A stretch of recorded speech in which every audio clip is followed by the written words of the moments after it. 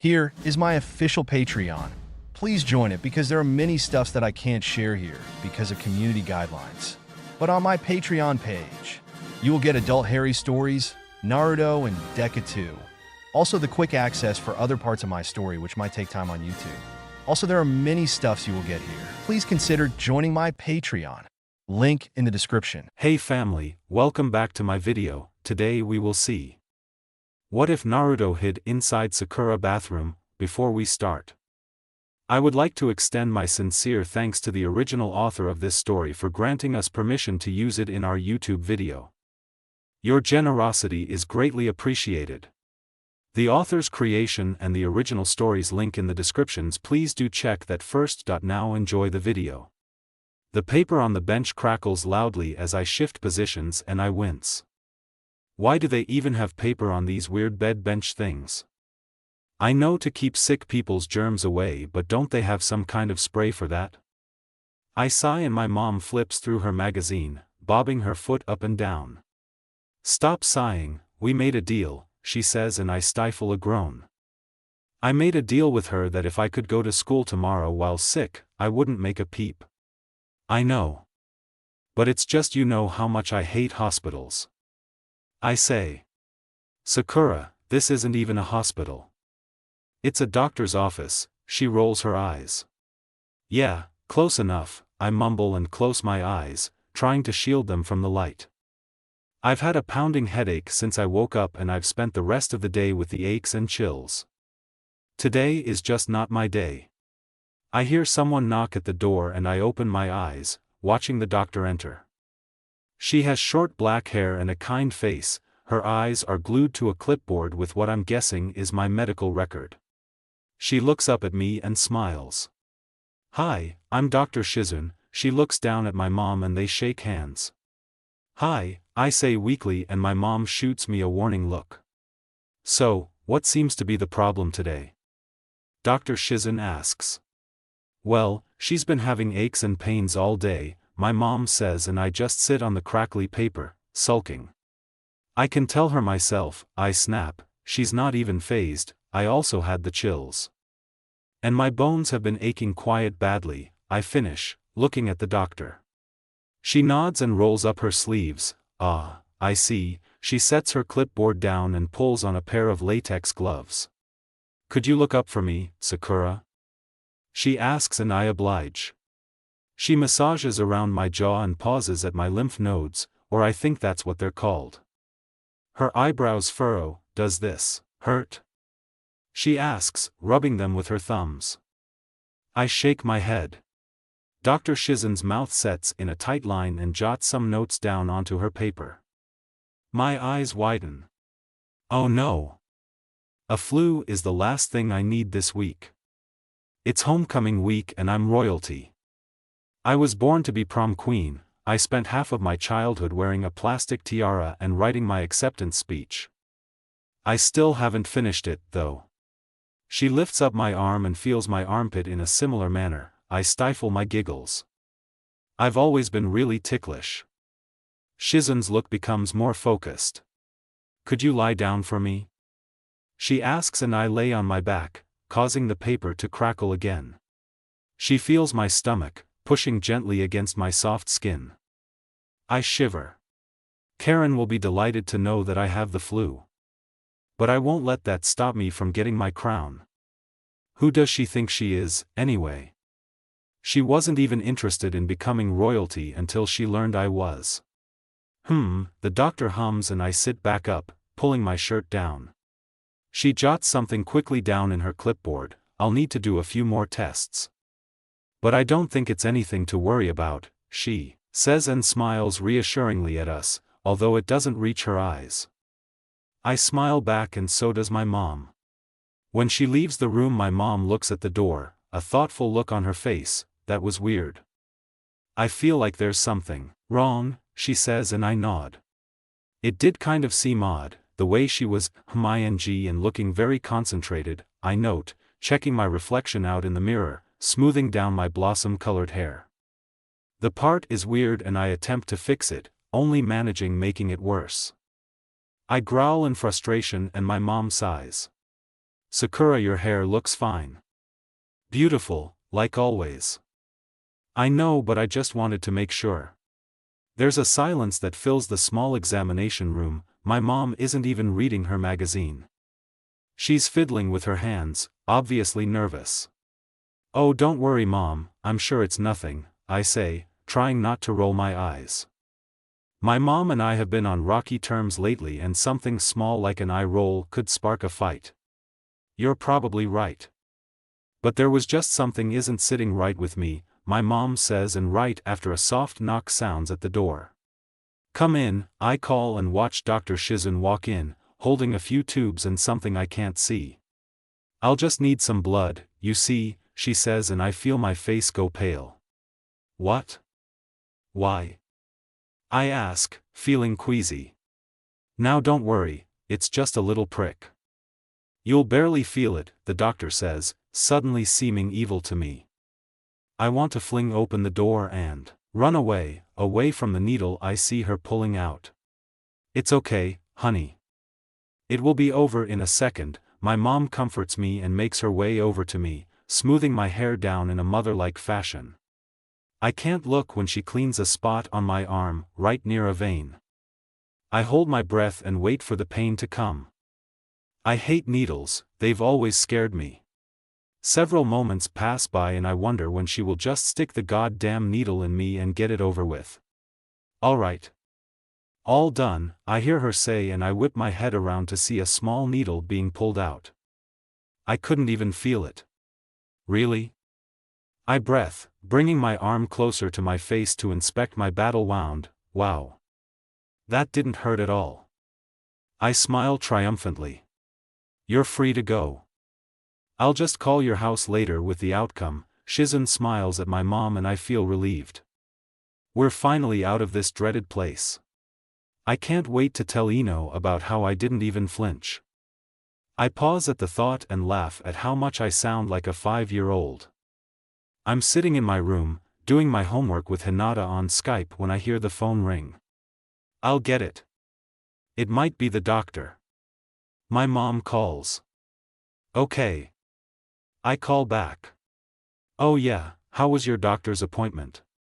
Hinata asks and I look at my screen. She looks worried. It was actually not that bad, I roll off, putting my pencil down and focusing on her. I actually had my blood drawn and I couldn't even feel it. I grin and Hinata smiles. Don't you hate needles? She says in a light, sing-song voice. I've always been jealous of her voice, it's so light and soft and boys love it. Yeah. But it was weird, and I didn't even throw up when I start to say but stop, I'm interrupted by a loud bang in the kitchen. What was that? I hear Hinata say, but I'm already up and out my bedroom door. Mom?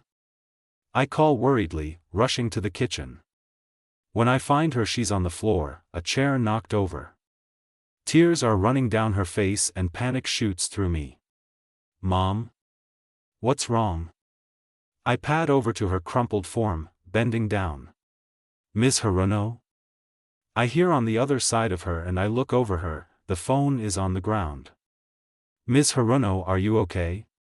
I pick the receiver up and put it to my ear. I'm sorry, but she's crying. Who is this? I ask, hoping it's my dad so I can chew him out. But it's a feminine voice that comes back to me. Sakura? It's Dr. Shizun, I hear, and I feel my blood run cold. What did she say that made my mom cry? Yes? I swallow dryly.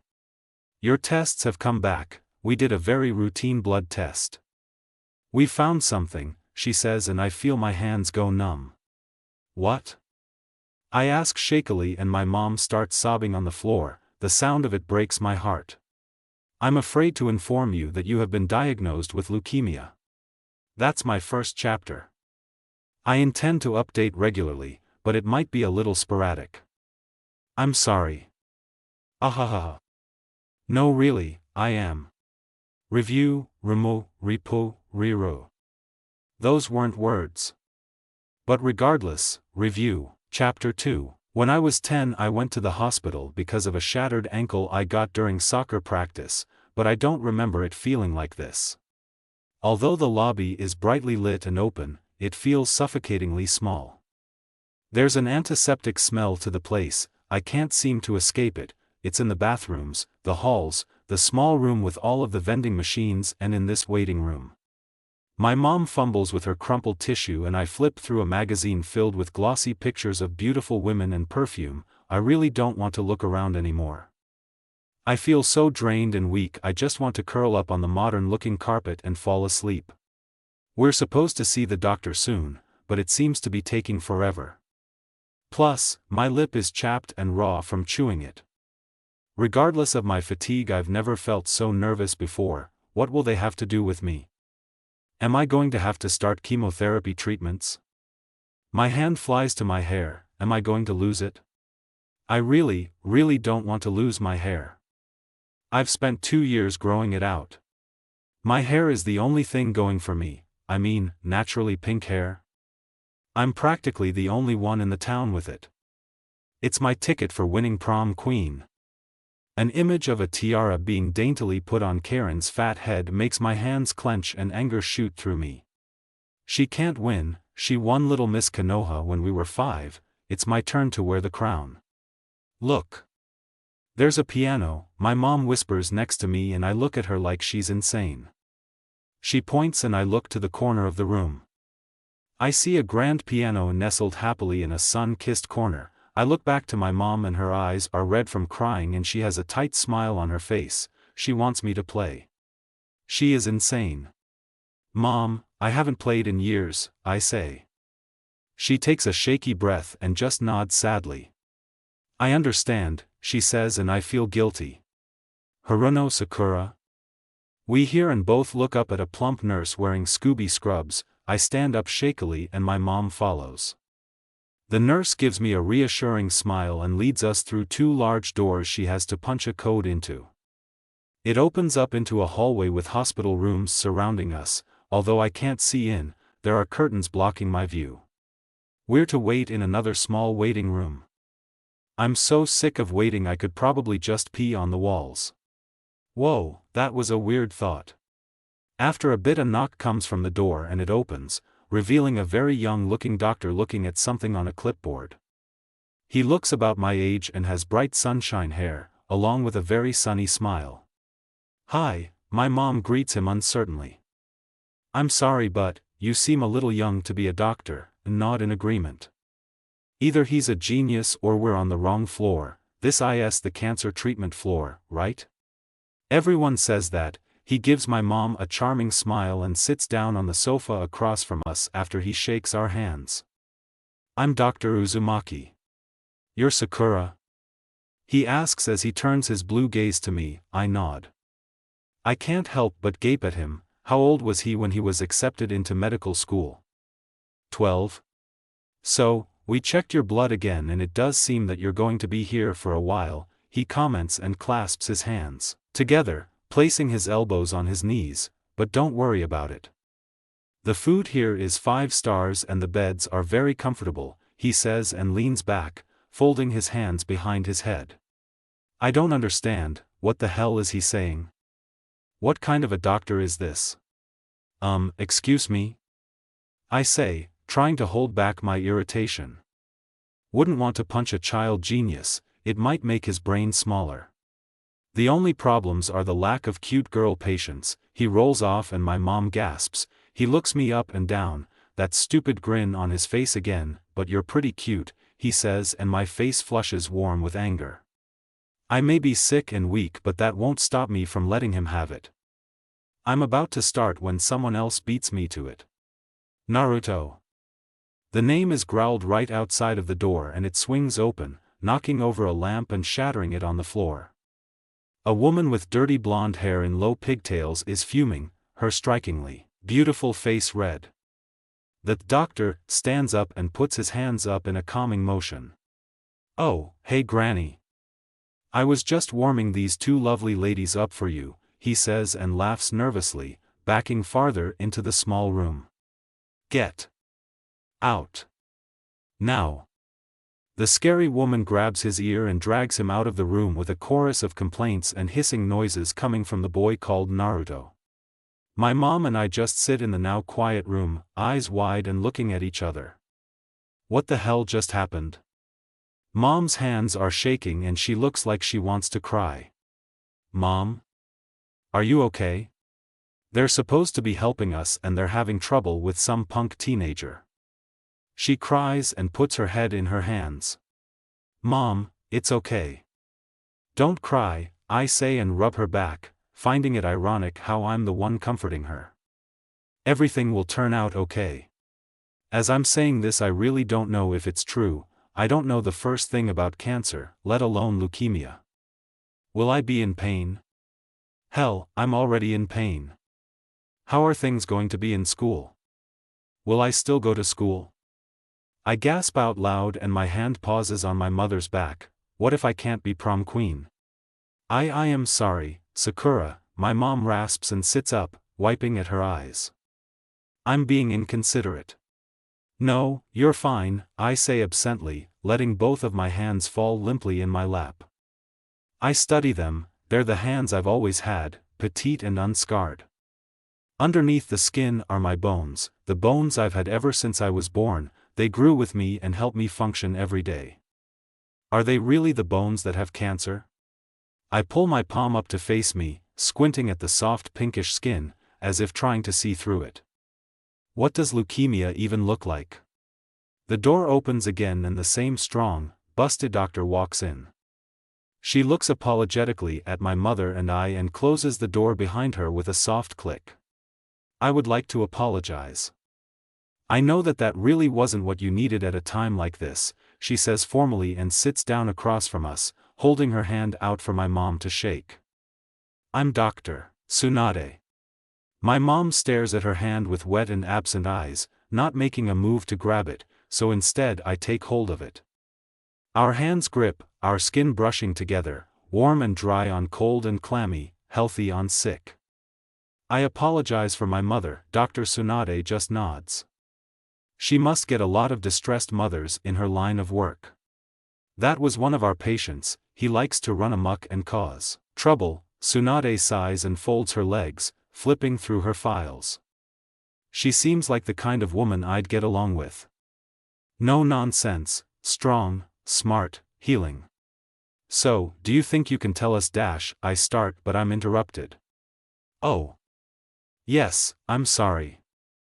I've forgotten with everything happening, she says and snaps her folder shut, giving me her full attention. Leukemia is cancer that starts in the tissue that forms blood, Dr. Tsunade explains, and I glance at my mom. She's staring at the doctor with no recognition or understanding on her face. She's checked out. Again. She hasn't done this since Dad left us. It's time for me to step up for myself. I listen carefully and I try to understand her as she explains why I have it. My head is flooded with images of red blood cells flowing through my veins but being intercepted and slowed by overcrowded leukemia cells, since they don't die when they should. The bone marrow is where most new cells come from, but for some reason in me, it's decided to spit out too many and too strange white blood cells. She then goes to treatment options, but pauses and gives me a look. Did you get all of that? Do you have any questions? Nope. Really? Yeah, I got it, I say with ease. I'm not taking 5 AP courses for nothing. Once I learn something it's quite easy to grasp and I don't forget it for a while. Tsunade looks impressed and then turns to my mother. Do you have any questions, Mrs. Haruno? She asks my unresponsive mother. It seems to dimly pull her out of some kind of trance. Why did this happen to my baby? My mom asks, barely speaking in a whisper. More tears flood her eyes and I have to change the subject. So, what was this about treatments? I ask. Tsunade drags her narrowed gaze from my mom to me. She doesn't like how my mom is responding. Shit. Well, your type of leukemia is acute leukemia, meaning that it's at a later stage. It also progresses quickly, so we need to start treatments right away to destroy the signs and make the symptoms go away, she says and I nod, the air knocked out of me. I may not have gone to medical school, but I know that when something is progressing quickly it's not a good thing. What? My mom pipes up next to me. I look at her. There's awareness back into her eyes and I could almost cry out in relief. This is called a remission. After people go into remission, more therapy may be given to prevent a relapse, Dr. Tsunade expands. My mom nods. And the survival rate of acute leukemia? Mom asks cautiously. I catch myself holding my breath. Well, in children the survival rate is 85%, but for your age, weight and current health I would say about. Her eyes flick from my mom to me. 50%. I feel my manicured nails dig into my palms. I look down at them and let my hair act as a pink curtain to hide my face. 50%. There's a 50% chance that I could die. The reality of the situation slaps me in my face and I feel two pairs of eyes bearing down on me. I need to go to the bathroom, I choke out and leave the suddenly unbearable room as quickly as I can. I stumble blindly down the hallway, looking for the bathroom. 50%. 1/2. I suck in air and try to steady myself on the wall. I could die. I can't die. I'm only 16. I begin to make my way once again down the hallway, searching for the bathroom. My heart could stop beating and my breathing could still. I turn corners and wind my way through the antiseptic-smelling cancer ward. Where is it? Where the hell is that goddamned bathroom? The edges of my vision blur and sparkle and I have to stop and crouch low to the ground, head between my knees. My fingers find their way into my pink hair. I try to calm down, but the panic in me just keeps bubbling up. Soon it's spilling over along with my tears. Where is it? I shout to no one in particular, emotion cracking my voice. Where is what? Someone asks behind me and I stand and turn around quickly, trying to compose myself. It's the boy, Naruto. My eyes narrow when I see him, but he just leans against the wall with his arms crossed. He looks at me with curiosity and just a smidge of worry. The bathroom. I say, wiping any tears that might be lingering away. He points right behind me and I see a door with the generic icon of a girl. Oh, I say dumbly as I turn back to him. You're welcome. Hey. I didn't need your help, I say in a huff, nose in the air. I'm acting quite normal for still being a little ruffled from my near mental breakdown.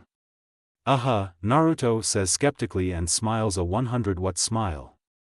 I ignore the fluttering in my heart as he pulls himself off the wall and walks toward me, one hand in his pocket. See you around, Pinky.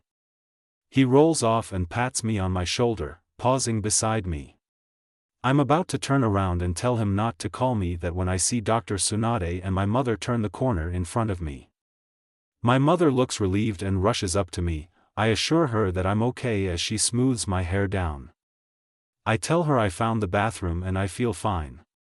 Well, fine besides the seemingly permanent migraine that thunders inside my head 24/7.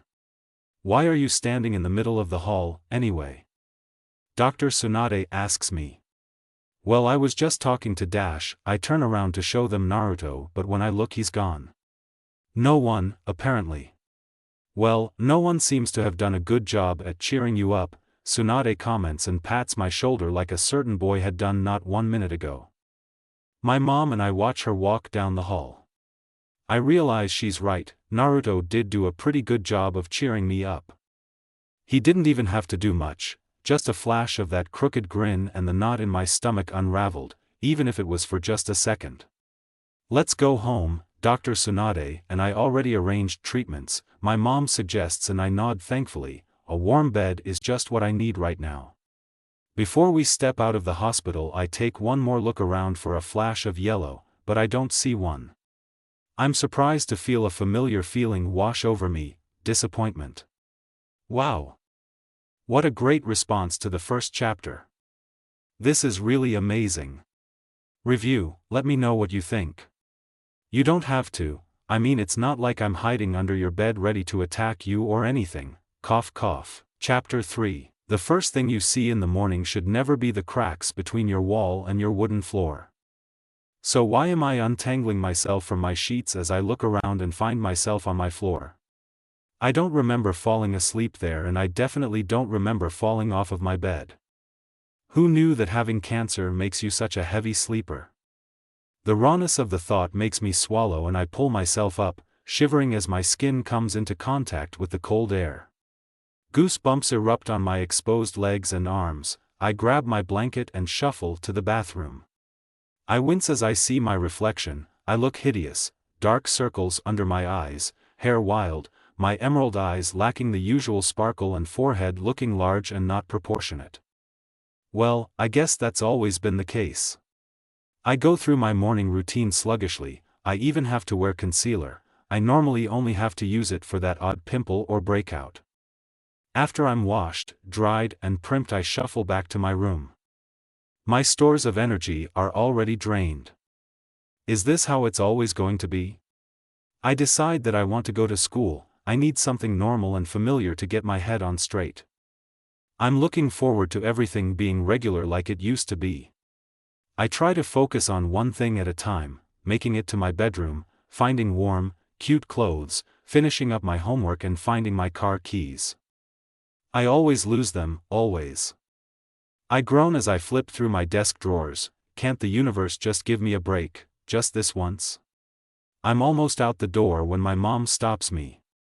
Where do you think you're going? She asks me, drying her hands on a towel in the kitchen doorway. My shoulders slump and I look at my hand gripping the doorknob. School. I don't think so, you need to rest, Mom says and walks toward me. I look up at her and see dark circles identical to my own underneath her eyes.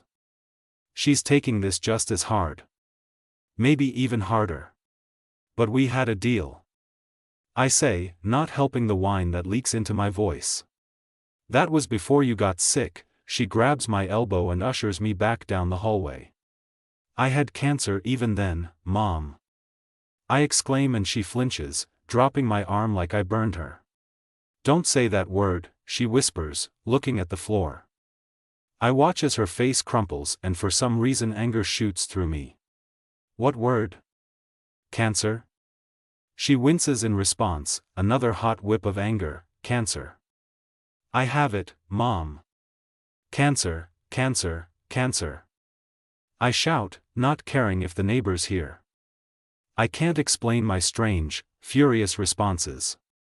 The sooner you can say the word and accept the fact that I have it, the sooner I can get treated. I point at her and she can't look at me. Her shaking hand covers her mouth as she cries silently. Before I think to apologize or stay, I turn around and stomp down the hall and out the door. I pause and cough halfway down the driveway. I must be catching a cold on top of everything. My polite coughs turn uglier and I hack into my elbow. I shake myself when my coughing fit is over and I get into my little bug. I start it and make my way to school. If this were any other day I would just unbuckle, gather my things and step confidently onto the asphalt. But this isn't any other day.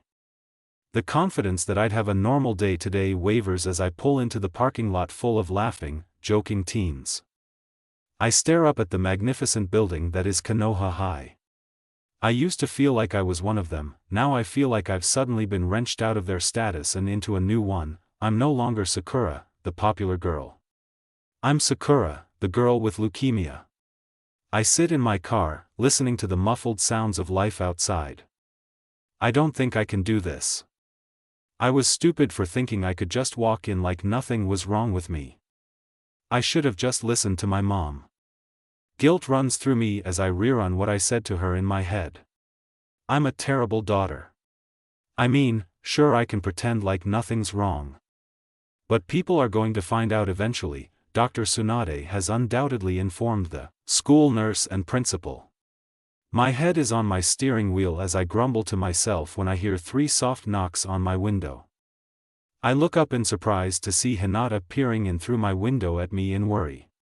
Oh, shit. I just left Hinata on Skype in my hurry and confusion to get to the hospital. I give her an apologetic smile and quickly unbuckle. I step out of the car with my bag. Hey, Hinata. Hey, Sakura-chan. What happened yesterday? Where'd you go? She asks me in her soft voice, light eyes filled with concern. Well. I start but quickly realize that I can't lie to this girl, she's just too caring and nice. If anyone I know I can trust her with the news. Okay, Hinata. I'll tell you, but you can't let anyone know. Okay? I say in a low voice and look around for anyone listening, but everyone is either trickling out of the parking lot or distracted with their friends. Hinata's eyes widen in surprise as I pull her closer to my car and away from any prying eyes. She nods and I take a deep breath. I went to the hospital because I was diagnosed with leukemia. I say it all in one long rush and Hinata stares at me, stunned. What? She squeaks out and tears fill her eyes. No, no. Don't cry, Hinata, I say, and my brave exterior crumples at the sight of the crying girl in front of me. I pull her into a hug. How can you have cancer? She cries into her hands and I just barely manage to not cry, myself. The doctor thinks mine is a genetic case, but, shoo, Hinata, please be quieter. I try to shush her as her whimpers turn a little loud and several heads turn our way. I am sorry, but that's just so horrible. She pulls away from me and her face is pink from crying. I straighten out my clothes and pull my backpack onto my back right as the bell rings. Come on, Hinata. It's okay. Let's get to class, I comfort her and she tries to compose herself. How could this happen? She asks and my heart squeezes as she says goodbye to me and hurries off to class. Hinata. I call, she turns around. Don't tell anyone. I can see uncertainty pass through her features but she nods regardless and I know I can trust her. Wow, forehead. You look worse than normal, I hear my best friend's voice say as she plops down into the seat next to me during honors algebra. Thanks, Ino. You always know what to say. I smile bitterly at her and turn my attention back to my planner, focusing on what I have to do after school. I write hospital in tomorrow's slot after chemistry homework and world history, pages 113 to 120. Hospital? Ino asks, her voice right in my ear. I flinch and flip my planner shut quickly. That damn nosy girl. Why are you going to the hospital tomorrow? Oh, just a checkup, I lie, trying to hide my face from her as I shove my planner into my bag. Oh, okay, she says in a voice that says she knows I'm lying. I haven't felt good lately, I state simply, which really isn't a lie. Ino is about to say something but the elderly teacher begins his lecture in a monotone voice and she settles on shooting me a suspicious glance as we begin to take our notes. It's amazing how so many things can change and stay the same all at the same time. Since I've come back it's like nothing is different at all but me. I feel like I've gone into a time machine. Sasuke still ignores my existence, Ino is still ridiculously annoying, Karen is still a god-awful bitch, and the rest of the gang act just as wild and reckless as normal. I know that if I ever tell them I have cancer, this would all change. They would all be different around me, they would treat me like some sort of porcelain doll that needs to be handled quietly and delicately. There's a chance I might not live, and if I don't, I just want my last few years as normal as possible. I'm walking during passing period with Kiba, Lee and Ino when my secret is almost given away. We walk past the administrator's office and the principal stops me, a sorrowful look in his eye. He places a heavy hand on my shoulder. If you need anything, or anyone to talk to.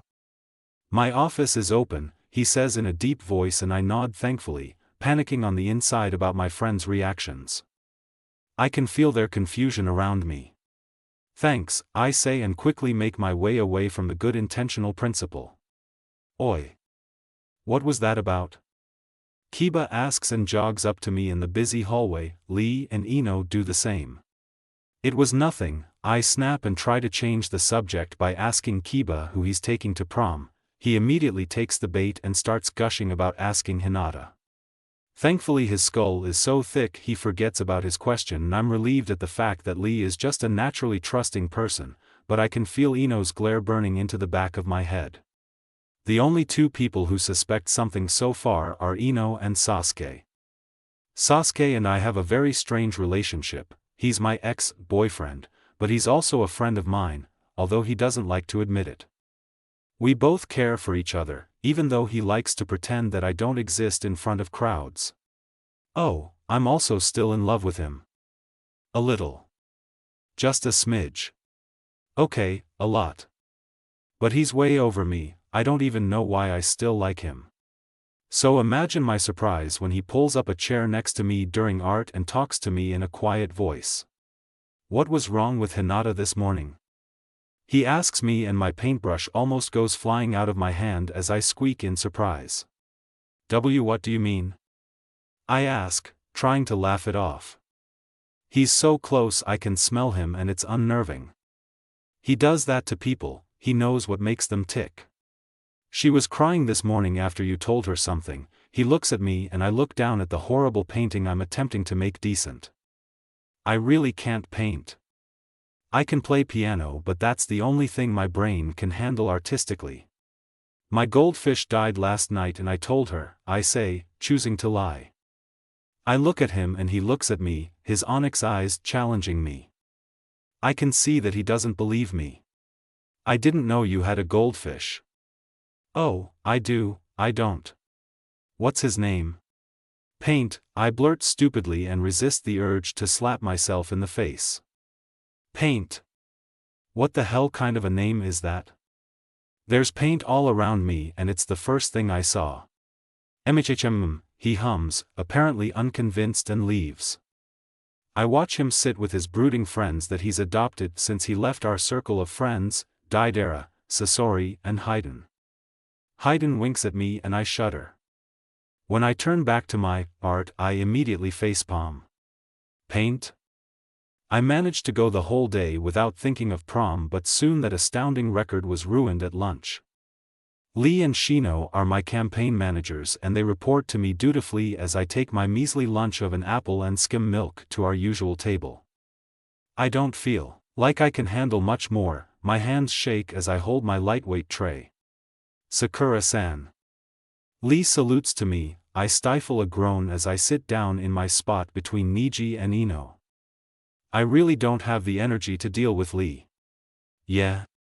Bad news, Shino has discovered that Karen's popularity has risen 3% since we last checked. That is only 15% behind you, he says, and I feel annoyed. I thought I had this whole popularity thing in the bag. Karen is a bitch to everyone. I'm decent. How the hell is she becoming more popular? What? How do you know? Why? I ask Shino and turn around and I remember I'm talking to Shino, the guy with the trench coat and the dark glasses shrouding his eyes from view. He looks ridiculously different from the great ball of energy that is Lee. He knows things, no one knows how, but he does. I have my sources. And they say she's throwing a party this Friday, he says in a deep voice, and I just nod. Of course, using alcoholic beverages, loud music, and a pool to gain leverage over for me. Hey, don't worry about it, Sakura-chan. I hear a light voice say from across the table. I turn and see Hinata fighting tears. You'll win it for sure. I smile sadly at her as I remember what she knows, and that's the moment she breaks down in tears and flees the cafeteria, Kiba trailing after her. Niji and Ino both glare at me, unsure of what I did to offend her but sure that I was the one who did it. Tisk, girls, Shikamaru says, pushing his lunch around on his plate. Half of the table glares at him and he holds his hands up in surrender. I just don't understand them. What was that? Niji turns his attention back to me. I swallow. How am I supposed to know? I look down at my tray, my knuckles white from gripping it so hard. I didn't think Hinata would be so devastated. I'm no longer hungry. Everything is going terribly, terribly wrong. I'm supposed to come here and I'm supposed to feel better. I have to go to the library, I say, abruptly getting up from my spot and dropping my tray next to Chuji's own buffet of a lunch. Thanks, Sakura-chan. He says through a full mouth, and I just nod in response, afraid of what'll happen if I open my mouth to talk. My friends watch me walk away and I hear, "What's wrong with her?" With my fists clenched and eyes bursting, I make my way out of the cafeteria, which is alive and loud with kids who don't know I'm 2 seconds away from sobbing. I catch several glares from Karen's table of friends, and that's pretty much the tipping point. I break out into a run and find myself nestled beneath an oak table in the library. Here the only things that are around to witness me crying are books and plush reading couches. I'm thankful for that. I just hope they won't judge me. I laugh through my tears, but it morphs into a strangled sob. I'm worried about inanimate objects judging me. How the hell am I going to manage when actual people know what's wrong with me? Another chapter. Sorry there wasn't any Naruto/Sakura in this one. There will be in the next chapter, I assure you. Oh, and don't worry about the whole Sakura still loves Sasuke thing, it won't turn into anything. Friends. Romans. Countrymen. Lend me your keyboards and review. Chapter 4. I've skipped school today, partly because I can't imagine going back after how badly it went yesterday, and partly because today I start treatment. Treatment as in chemotherapy.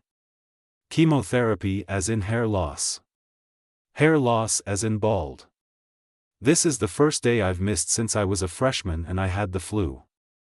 I try to calm myself as I'm ushered into a room with several comfortable-looking recliners with 4 drips standing next to them. How cute, it's like a little social chemo party where everyone is miserable and bald and in pain. I'm the only one in here because it's in the middle of the week and most people get treatment on Fridays. That's perfectly fine with me. As I'm sat into a recliner, nerves take hold of me. The inside of my arm is cleaned with alcohol wipes. My mind flicks through all of the side effects. Bald.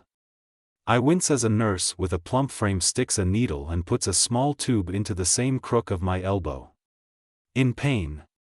Another, skinnier, nurse sets the bag of chemo, or whatever it is, up and attaches it to my tube. The nurses offer me an informational packet about chemotherapy, but I shake my head but thank them anyway. I did my research last night and after about 5 minutes of reading I promptly shut my laptop and threw it down onto my bed. Everything I've read about chemo is horrible, reading more about it would just make me even more nervous. After fussing over me some more and making sure I'm comfortable, they set a timer and leave. I breathe a sigh of relief and look around the room. It's a modernly furnished and colorful room with curtains open to reveal a dazzling view of the city. Really, I just want to look anywhere else than at the liquid that's flowing into my veins. A TV is hung on the wall across from the recliner I'm in. It's a hockey game between 2 colleges. How boring. Maybe I can change it to something more interesting like Cartoon Network or the Cooking Channel. I look around for the remote and I find it on the table across the room. I groan in frustration and settle for pulling out my phone and checking Facebook. But when I open up to my phone's background, a lump forms in my throat. A picture of my mom and I in our swimsuits in front of my dad's boat greets me. We both look so happy. She has her arm wrapped around me and our faces are absolutely radiant, the wind tossing our pink hair. The room feels desperately empty and I resist the urge to cry. She should be here with me right now. When I tried to get her to come with me, she just stared at the wall, eyes empty and vacant. I knew immediately that there was no reaching her. When her and Dad got divorced, she was like that for a month. She barely ate, barely drank, barely slept.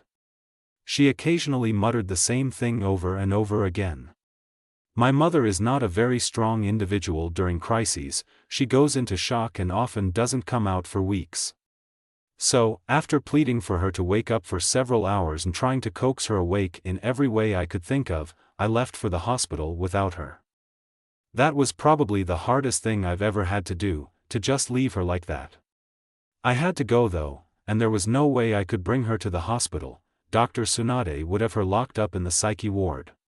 I let my phone fall into my lap and settle on watching the hockey game, not caring for the sport at all. I just want to keep my mind occupied. It actually seems like a sport I would enjoy, it's very physical. They keep shoving each other up against walls and smashing each other into the ground. I would probably excel in this sport if the opposing team was made up of a bunch of Karen clones. I never pegged you as a girl who likes sports, I hear next to me. I squeak in surprise and my head whips around to see Naruto reclined in the seat next to me. His sky-blue eyes are on the television while I attempt to make my heart stop racing. How the hell does he do that? He appears randomly and when I least expect it. He's like a ninja. And now, excuse me while I go into cardiac arrest. I actually don't care for hockey, but if you really want to watch it that's fine, he says. No. I mean, no. I don't really care for it either. It was just on, or would rather have it on Cartoon Network or something with food, I babble, something about his presence makes me so awkward. I just couldn't reach the remote, I lift up my arm with the 4 as if to explain why I couldn't move. He lets out a chuckle and my mouth closes in a tight, angry line. Why is he laughing at me? Sakura. You do realize that these roll, right? He asks and grins, pushing the 4 drip away from him. Sure enough, it rolls a few feet toward me. My face flushes when I realize he said my name. It sounds so wonderful leaving those lips. I shake myself, get your head out of the gutter, Sakura. But, is that safe? I ask, not trusting the flimsy tube connecting the bag to my vein. He nods but I still hesitate. What if it fell out and the chemo spilled or something? It would probably melt all the way through the tiled floor. Sensing my hesitation he gets up and crosses over to where the remote is and hands it to me. For a second our fingers brush and I jerk away, afraid my skin is cold and clammy. If he notices he doesn't say anything and he settles back down onto the recliner next to me. So, why are you here alone? I bite my lip and look down at the remote clenched in my hands. The button where the 7 should be is missing. My mom couldn't be here today, I say in what I hope is a light, nonchalant tone. Naruto doesn't question it, thankfully. He just nods his head and turns his gaze back to the television. Why are you here alone? I ask, curious as to why I always see him alone. It's as though he has no one to watch him or stay with him. My uncle Jiraiya travels a lot, he offers no more. Your uncle? I ask, a pink eyebrow lifting. Yeah, he adopted me when I was just a baby, he says, and I decide that I'll find out later if I find out at all, it's none of my business. A silence settles over us filled only with the occasional beep of a machine. What school do you go to? I ask, hoping to break through the silence. I know that he doesn't go to Konoha High, I would have seen him. Oh, I'm homeschooled, he laughs and scratches his head. I used to go to school but I'm not allowed to anymore. I nod, but something occurs to me. Why is he in here anyway? He still has all of his hair, so it's probably not cancer. He's also here 24/7 it seems like, and he can't go to school for some reason. Whatever it is it must be worse than leukemia, considering how I can go home and whether or not I go back to school is up to me. I know that I'm going back, it's not even a question. Missing school is something I just don't do. Well, besides today. But this doesn't count, it's exempt since the principal knows where I am and what I'm doing. How am I going to go to school tomorrow? If the effects are as bad as I read, I think I might have to take another day off. The thought pains me and I wince as I imagine all of the homework I'll have over the weekend. What's wrong? Naruto asks, noticing my pained expression. Is it hurting you? He points to my 4, a concerned look in his eyes. I look down at it and laugh weakly. No, I haven't even felt a thing. It's weird. The only pain I've felt from it was the initial pinch of it entering my skin. Good, because if it did hurt that would mean something's wrong. I snort, well there is something wrong. A lot of things wrong actually. Like what? He asks, cocking his head to the side and his blonde eyebrows furrowing. Well, I have cancer for one, I say bitterly, glaring at the television. He doesn't say anything, I can tell he's waiting for me to say more. Fine then. All of my plans have been ruined because of this, and on top of everything I could die. I spit the last word and I feel my hands shaking as I run them through my hair. I panic and pull them out and inspect them for any loose pink strands. No, none. I breathe a sigh of relief and Naruto speaks up next to me. Everyone's going to die eventually. Yeah, well, not everyone has a 50% chance of dying within the next 2 years. You're right, he nods, but it could be worse. 50% actually looks good to some people, he says quietly, and anger flares up inside me. I don't want to look on the bright side, I want to feel sad and I want to cry and be angry at the world. Well, that's fine for them, but I've never gotten anything below a 90% on anything, I grumble, referring to my straight A's, and the timer goes off next to me, ringing. Naruto's face scrunches up in displeasure at the noise and the rotund nurse enters the room, a small smile on her face. All done, dear. Your first treatment is over, she says and pulls the 4 out and I suck air through my teeth in pain. After she gives me a plain bandage I look down at it, it's almost like it's sealing the acid inside my body.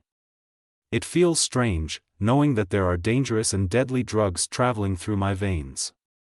I'm sure I'll be able to feel the effects soon, but right now all I feel is a little unbalanced on my feet as I stand up.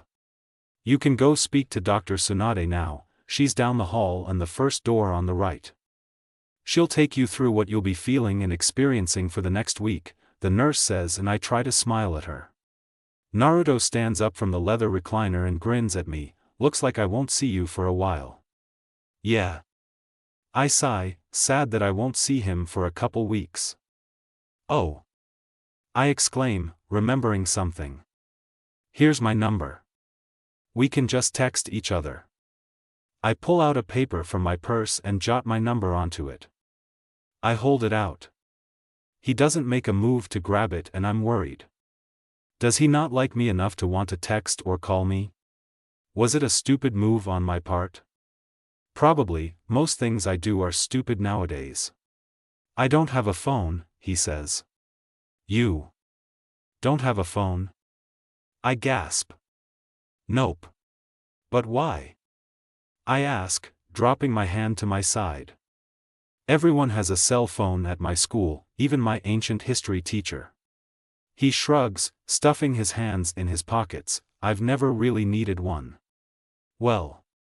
Then maybe you can add me on Facebook? I ask, he just shakes his head. Twitter? Nope. MySpace? I shoot, even though no one uses it anymore. He grins sheepishly and shakes his head. What? Where has this kid been for the past 5 years? I shake my head in confusion at the boy in front of me and look at the time, it's almost 4. I should probably get home to check on Mom soon. Well, just take this, and if you ever want to talk to me just call me on an orderly phone, or something, I say and shove the crumpled up paper into his hand. It's the second time our hands have touched and electricity shoots through me. Goodbye, Naruto, I say and wave as I walk out the door. The smile that spreads on his face is contagious. Bye, Sakura-chan.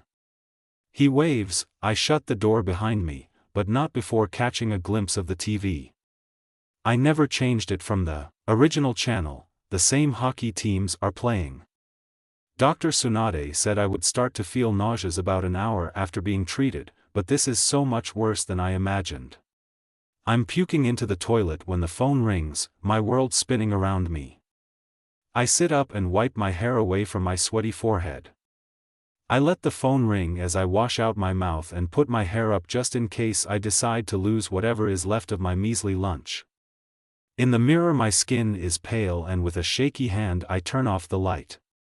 I don't want to see myself as I wash my face. I pad down the hallway and pause by my mom's room. I look in and see she's curled up on her side, covered in blankets. The world shifts uncomfortably beneath me and I'm worried I'll have to throw up again. After I gulp down air and steady myself on the doorway, the wave of nausea leaves me and I continue into her room. "Mom?" I ask and walk over to her. I desperately wish she would sit up, rub her eyes and ask in a sleepy voice, "Yes, baby?" But she doesn't. "Mommy," my voice cracks and I bend down to pull the blanket away from her face. She's unresponsive to the gentle touches I give her, and although her eyes are open she's looking past me. Looking at something at a million miles away. "Mommy, please," I whisper, tears leak out of my eyes and roll down my strangely hot cheeks. "I really need you right now." She doesn't react and more tears come. "I'm scared. Please wake up." Nothing. The sobs that begin to escape me now are sobs that I've been holding in all day. I ache for her arms around me and her soothing words. I'm not supposed to be dealing with this alone, I'm supposed to have her with me every step of the way. Especially when the side effects begin. I sit against her bed and put my head in my hands, crying. I feel so sick. There's a fire in my chest and it's radiating out into my face. I don't know if this is normal and it's scaring me. "Why?" I shout, turning to her. "Why do you do this to me? This isn't fair. I need you." I grip the edge of her bed right near her immobile hands, my forehead pressing against the soft mattress, my tears soak into the sheets. "Please come back to me." The broken plea has no effect on my mom. The phone starts ringing again and I just wish it would stop. I don't want to talk to anyone right now.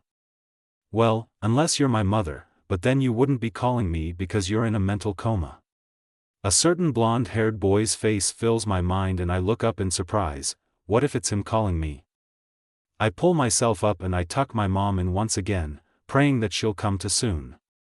Wiping my cheeks I enter the kitchen and reach the receiver before it goes to voicemail. "Hello? Sakura Haruno." My name is blared out of the phone. I almost drop the thing. "Where have you been? First you miss school, then you don't reply to my texts, and then you don't answer the phone?" Ino's voice crackles through the phone and I wince and hold the receiver out. I suddenly feel nauseous again. "Ow. Don't ow me. Where were you?" Ino snaps and I sigh. "I've been sick," I say, telling the truth. Okay, well maybe the truth is diminished in this case, but it's the truth no less. With what? Prom is 2 weeks away. If you just disappear people are gonna start forgetting about you, she tells me and we're both surprised with the next 3 words that spurt out of my mouth. "I don't care." My voice rises, emotion and sickness cracking my voice. I don't care about prom right now. I feel like shit. I'm surprised to find that this is true. My life has taken such a gigantic turn in the short time since I was nominated, that the little plastic crown means nothing to me. Maybe I should just drop out of the running, since I probably won't be able to even go. "You can't have a bald queen." Ino is silent on the other end but soon comes through. "You don't care, forehead? How sick are you? Do you want me to come over?" She asks, her angry tone replaced with a concerned one. I really would like it if she came over but I don't want her to see me like this, or my mom. "No. No thank you, Ino." "Are you sure? You sound really shitty," she says. "I bet you look shitty too." Despite myself I laugh. "Thanks, Ino." I always know what to say. She laughs too, but then she gets serious. "Remember, Sakura. I'm just a phone call away from being at your doorstep with a blanket, hot soup and a romantic comedy." "Thank you," I rasp out, choked with emotion. "See you tomorrow, billboard brow." "See you, piggy." We hang up. I rest my head against the kitchen wall, trying to muster up some courage and strength. I realize that I'm going to school tomorrow, for better or worse. Most likely for worse. So, Sakura's going to school. Dun dun dun. Nah, but really I hope you enjoyed this chapter. We learn more about Naruto, too. And yes, his parents are dead. Ah, don't be too sad. Did you like it? Hate it? Tell me. Want to ask me something? Do it. I've been updating about every 4 or 5 days, so I've been doing good. Review, y'all. I'll love you more than white bread. I already do. Chapter 5. You know that a good, long session of weeping can often make you feel better, even if your circumstances have not changed one bit. Lemony Snicket. When I wake up, I'm absolutely starving, and yet the idea of food makes me want to vomit. How does that even work? It's totally unfair. The heat that was radiating out of my chest yesterday is still seeping through me, and I'm even weaker. I should have figured that I wasn't going to get better overnight, I'm just going to get worse. I decide it's time to check on my mother. When I find her, she's off her bed and on the floor next to it. She's right near the spot I was sitting when I was crying. Her legs are drawn up to her chin and her arms are wrapped around them. I gasp in surprise when I see and I rush over to her. Maybe she's awake. Mom? I ask and bend down next to her, brushing her graying pink hair out of her face. She doesn't react, and the hope rushes out of me as quickly as it entered me. I was expecting her to be awake. It was a stupid thing to expect. In my disappointment and anger, I stand up too quickly and almost fall over, stars exploding in my vision. I hate being sick. I hate my mother being like this. I hate still having to go about life like nothing is wrong. The familiar lump in my throat returns, but I swallow it away. It doesn't matter how sick I am or how much I want to cry and scream, my mom needs me. I have to help her. Alright, time get clean, I say through gritted teeth as I lift her to her feet with my weak and shaky arms. It's amazing I can even do that. I lead her to her bathroom and she walks like a zombie, except she's not trying to kill me and eat my brains. I think I would prefer that nightmare to this nightmare. I sit her down on the toilet with the lid closed and check my phone for the time. It's 5 in the morning, I have 2 hours until I need to leave. I run warm water in the tub and I use that time to rummage around my mom's medicine cabinet for Advil, hoping that it will help. I can't find any and I realize that I don't even know what kind of reaction the Advil would have with me. I'm not thinking clearly because of this nausea and fire and hunger and pain. I close the cabinet in disgust and settle on closing my eyes and breathing through my mouth as I have the urge to puke.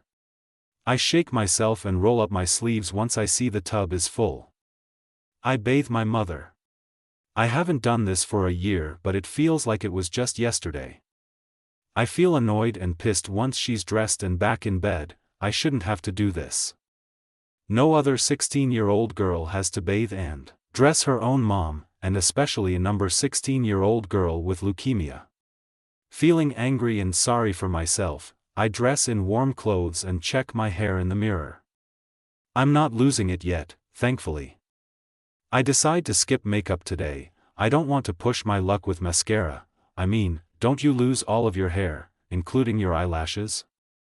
I do my homework at the kitchen table, although it's kind of hard to focus on balancing equations when you're starving. I decide on a rice cake, because it's the only thing I can stomach. It feels so good to have something in my stomach. I eat another. And another. I then promptly lose all 3 in the sink, retching until there's nothing left. My phone vibrates as I'm washing my puke down the drain, revolted with myself. I shouldn't have eaten so much so quickly. When I check my phone, I see it's a text from Sasuke. The normal butterflies I would get if I saw his name on my phone are absent. Are you coming to school today? I read and sigh. Why does he even care? Yes. I begrudgingly text back. Good. We need to talk. I get back and I feel dread knot in my stomach. What do we need to talk about? Does he know? I shake my head and pack my homework up. I don't want to talk to Sasuke, but it's virtually impossible to avoid him since I have 4 classes with him. I check on my mom and leave some food on her nightstand, in the slim chance she'll wake up to eat. As I stand in my spotless room, I look around and realize I have nothing else to do. I can't put off going to school any longer. I check my clock and I see it's 6:50. Okay, time to put on my big girl pants. I don't think about puking in health as I make my way down to my car. I also don't think about having a mental breakdown during lunch while I start my car. And there's no way I run through all of the scenarios of how my secret could be revealed as I pull into the school parking lot. Nope, not a chance. But what I do imagine is smashing Karen's head on a rock as I step out of my car and hear her jeering voice behind me. "Look what the cat dragged in," she says, and her posse erupts into unattractive snorting giggles. "Why weren't you in school yesterday? First time you've missed since freshman year. You're probably afraid of facing me." My hands clench, but I try to ignore her. I begin to walk to the school. I refuse give her the satisfaction of a reaction. "See? She's not even facing you now, Karen." "You're right," one of her friends squeaks, and I would like to do nothing more than turn around and give her a piece of my mind. Unfortunately, I really don't have enough mind that's not being cooked by deadly drugs to go around. By some miracle, I get through the first half of the day without puking or curling up on the cold tiled floor. I come close, but thankfully each sharp jab of nausea leaves as abruptly and quickly as it comes. And regardless of my disgust of food, my stomach keeps growling. I struggle through each class pale-faced and not opening my mouth to comment or ask a question once. The few teachers that know of my condition say nothing and give me sad glances, while other teachers' eyebrows are furrowed when my hand doesn't shoot into the air. Sakura Haruno misses a day and doesn't participate in class? Something must be wrong. They're right, of course. My friends are even more worried than the teachers when they see me at lunch, not eating anything at all and looking miserable. My head is on the lunch table with my cotton candy hair splayed out around me, my stomach growling and flipping at the same time. The smell of food makes me gag. "Sakura," a deep voice says behind me, and I grumble in response. "Sakura, we need to talk," another, female voice says. "Oh, great. Here we go." "No," I mumble, forehead still pressed to the table. Ino and Sasuke lift me up by my arms and practically drag me out of the cafeteria.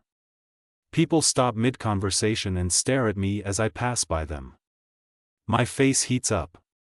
Ino waves them away with an excuse of me not feeling well. Great, now I'm Sakura, the crazy, needs to be restrained by her friends, girl. Guys. Stop, I can walk by myself, I snap and pull my arms out of their grasps as we enter an abandoned classroom. Just because I'm sick it doesn't mean that I can't do things on my own. They look at each other pointedly and they seem to have a conversation just through eye contact. Sasuke makes his way behind me and shuts the classroom door with a quiet click. "That's what we want to talk to about with you," Ino says and crosses her arms. I gulp. "What is wrong with you that makes Hinata burst into tears each time you speak? And makes you miss school so you can go to the hospital?" Sasuke asks, and I glare at Ino. "She told Sasuke. That traitor." She glares right back, unfazed. "Don't give me that look, Sakura. We know something is wrong." "Look," I force a laugh, backing up towards the door, ready to bolt. "It's just the flu. You don't need to worry." Sasuke slaps his hand on the door as I creak it open and it slams shut. I wince in response to the loud noise. He's so close his breath tickles my neck as he speaks and goosebumps erupt on my arms. The old Sakura would have melted to a puddle at that. "You're staying here until we get an answer," he says, and I get irritated with both of them. If I wanted to tell them, I would. And I can't believe the nerve of Sasuke, attempting to use my well-known crush on him to get answers out of me. I turn back around and cross my arms over my chest in a huff. I won't tell them anything. I don't even care if I'm reverting back to bratty 5-year-old Sakura. "Come on, billboard brow, just tell us," Ino reasons with me when she sees me enter my rebellious silence. My eyebrow twitches at the name she calls me, but I don't take the bait.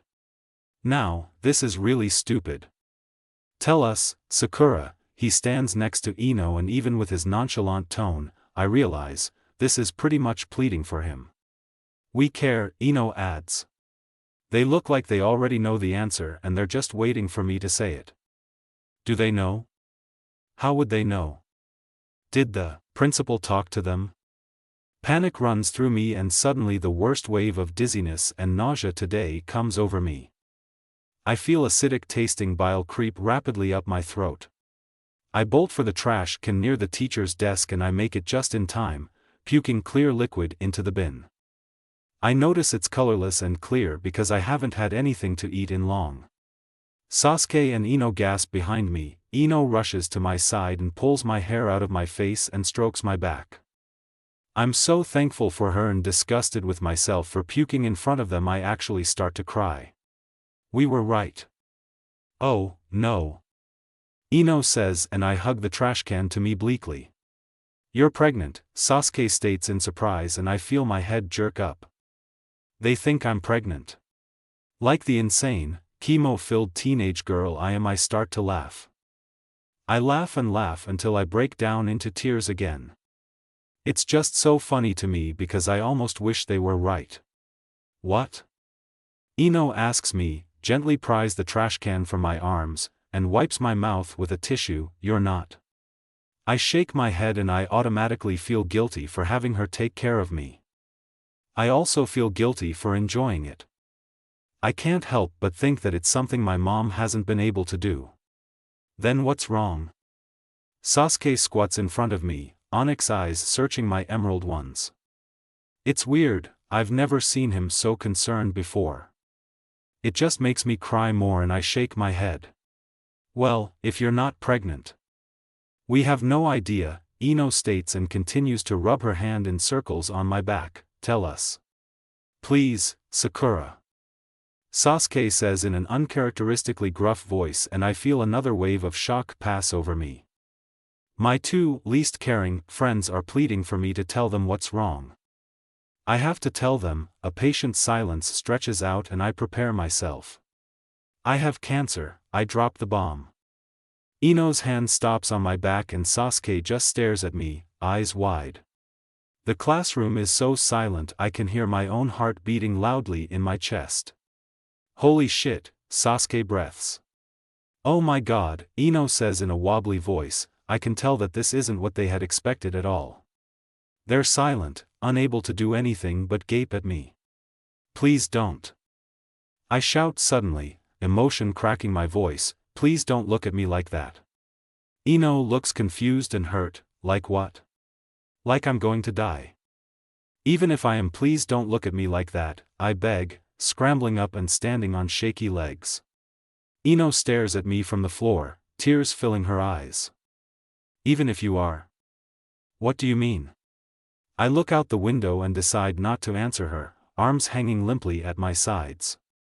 We're not looking at you like you're going to die, we're just shocked, Sasuke says reasonably, struggling to compose himself.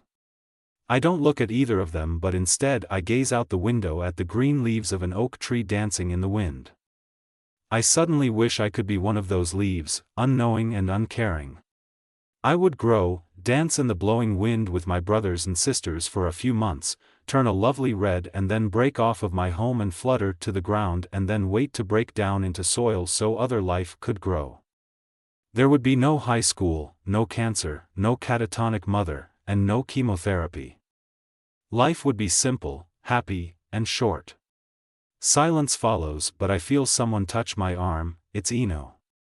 Sakura? She asks, tears flowing down her cheeks. I look at her in surprise. When did she get over here so quickly? Answer Sasuke, she says, and I look at her confusion. He asked something. What?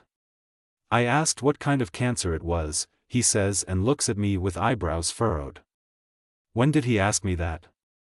Oh, acute leukemia, I say numbly, still shocked that I hadn't heard him. I think that's a side effect of the chemotherapy, but I can't be sure. How bad is it?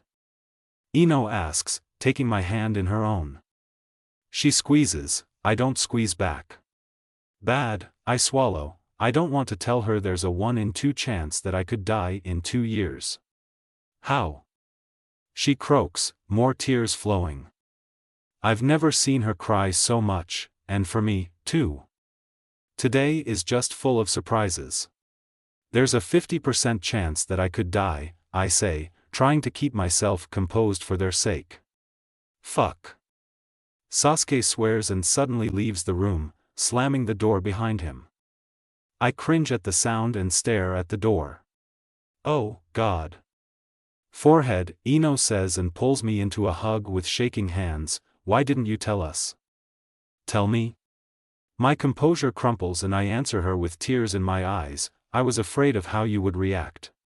She pulls me even closer and I bring my arms up and finally hug her back. I'm going to lose my hair, I say randomly and suddenly begin sobbing. This is the first person I've been able to voice my worries and frustrations since my mom left me. Hey.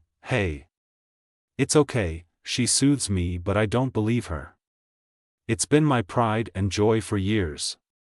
I can't deal with losing it, I say, imagining waking up one morning with a shiny, clear head. She pulls away from me and glares, suddenly changing moods. What the hell are you going on about? You have a deadly cancer. You could die, Sakura. And you're worried about losing your hair? She shouts and I wince. I hadn't really thought about it that way. But don't but me. You'll get through this, hair or no hair. You'll always be beautiful, even without it. She says and I feel my lip tremble as I realize she's being honest. And, even for just a moment, I feel a sliver of hope. Maybe she's right. Maybe I can get through this. Unknowing to the two girls inside the classroom, a certain red-haired girl has her ear pressed against the door after seeing her beloved Sasuke storm out. She was torn between listening in and chasing after him, but she sensed some juicy gossip emerging. She's more surprised than Ino at the news and jumps away from the door like it burned her. She quickly starts to walk down the hall, feeling repulsive and nosy. She shouldn't have heard that. When she heard that it was Sakura talking, she was expecting her to be, she doesn't know, pregnant or something. With her usual bravado gone, Karen scurries to her car. She's not so sure how she feels about having this new knowledge. School's almost out for me.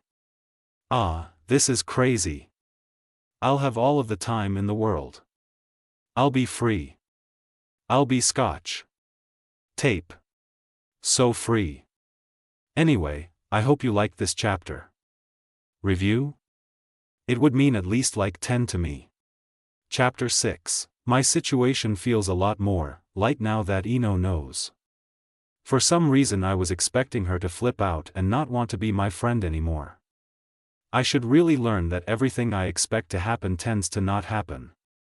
And although I feel like I have some weight lifted off my shoulders, I still feel like shit. I also pee red. No one told me I would pee red. I pretty much had a panic attack and called Dr. Tsunade in a frenzy. She said it's from the andriomycin, which is a red chemical, and the first drug in the chemo. She also said I won't feel better for a while, I'm just going to feel worse. Several days have passed since Ino and Sasuke found out, and they promised to not say anything, thankfully. Ino tries to act as normal as possible, she talks all the time about any little thing, I guess she just wants to keep my mind occupied. But Sasuke. He did promise to not tell anyone, but he avoids me even more now, he goes to great lengths to not look at me or talk to me. I know I have cancer, but it's not contagious or anything. Although my situation is okay at school, my situation at home is at an all-time low. My mom hasn't woken up, it's almost been a week since she checked out. Everything is silent when I get home from school now, there's no dinner cooking, no music playing while she cleans, no shower running with steam twirling out of the open window. My mom never showers with the window closed, she feels too suffocated in all of that steam. I make sure to keep it open the mornings I bathe her.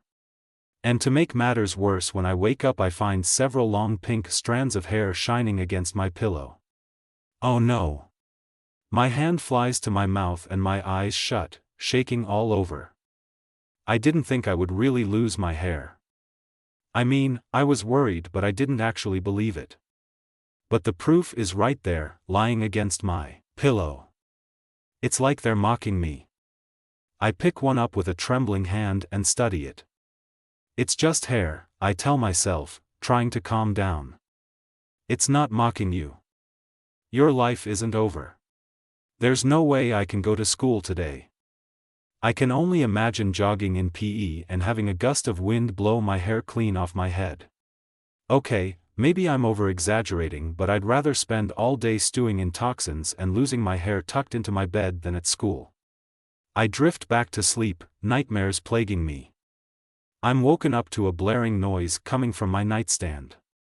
Confused and half asleep, I fumble for the source. It's my phone ringing. Hello? I ask groggily, the last bits of my nightmare fading from my memory. Sakura-chan. I hear and I have to hold my phone out. Naruto's voice comes through way too loud. Wait, Naruto's voice? Naruto.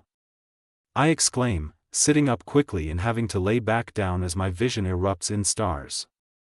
I'm just so happy to hear from him I don't even care if he woke me up. Hey, Pinky. I got a phone. He says in a cheerful voice and I can just see his cheeky grin. I gasp in surprise when my mind registers the news. That's really cool, what kind is it? He pulls the phone away from his mouth and his voice fades out momentarily. I have no idea. He tells me and I find myself laughing.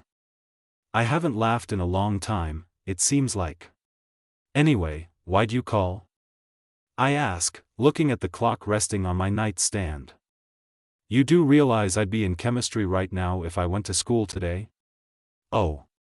Oops. Anyway, how's the chemo? He asks and I don't know how to answer him. When I try to open my mouth nothing comes out. How the hell do I tell him that I pee red? I cry myself to sleep. I'm ravenous but I can't eat anything and sometimes I forget where I am, where I'm going or who I'm with. After I don't reply he comes back, that terrible, huh? Yeah, I say, swallowing. I've started losing my hair this morning, I'm not sure why I tell him this. Maybe I just want, no need, to tell someone. Well, that happens to the best of us, Naruto says and I feel guilty. I'm not the only girl with leukemia, although it may feel like it. Has it happened to you? I blurt out, swinging my feet off of my bed and into the bunny slippers I keep on the floor. Well, I haven't exactly had my hair fall out. But I have had to lose it before, he says thoughtfully and I wonder why he had to lose his hair. Maybe he was on the swim team or something. Do you want to hang out today? I ask, suddenly wanting to get out of my house. It's way too gloomy after hearing his voice. I'd love to. He all but shouts and I smile. He suddenly gets quiet, but I don't have a car. Don't worry, I have one. I say, throwing on some jeans and a hoodie. I'll pick you up from the hospital in 20. What? I mean, why yeah. He stumbles as I grab my keys which I thankfully don't have to dig for. See you, I say. Bye. He says and I hear him grumble something along the lines of, now how the hell do I hang this thing up, before I end the call myself. Somehow even with all of the crap happening to me, I feel better. I've only known the kid for a week and he already does a better job of cheering me up than my best friend. I take care of my mother, making sure she's fed and warm in bed before I go. I kiss her on the head and send a silent prayer to whoever might be listening that she'll wake up soon.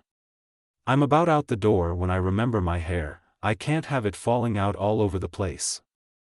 I open the closet and find my tea green floppy beanie. It's tight enough to stay on my head and it doesn't press against my skin. I take a deep breath, pull open the door, and I leave my comfort zone. Even though I'm not here for treatment or an appointment, dread still fills my stomach as I pull into the Konoha Medical Center parking lot. The modern, jutting building looms over me as I pull in and park. I dial Naruto's number. The gloomy, Overcast clouds don't help my mood at all. I almost expect some lightning to shoot across the sky and some scary music to play. I kill my engine and wait as the phone rings. Light sprinkling rain begins to patter against my windshield. The call almost goes to voicemail, but he finally picks up. Hello? Naruto's voice comes through quietly. I can't tell if he's whispering or if we have a bad connection. Naruto? I ask loudly, just in case it's the latter. Shh, he hisses and my eyebrows raise as I look toward the sliding glass doors that open into the main lobby. I wonder what's going on. Sorry, I'm here in the parking lot, I whisper back, playing along. Can you get closer to the door?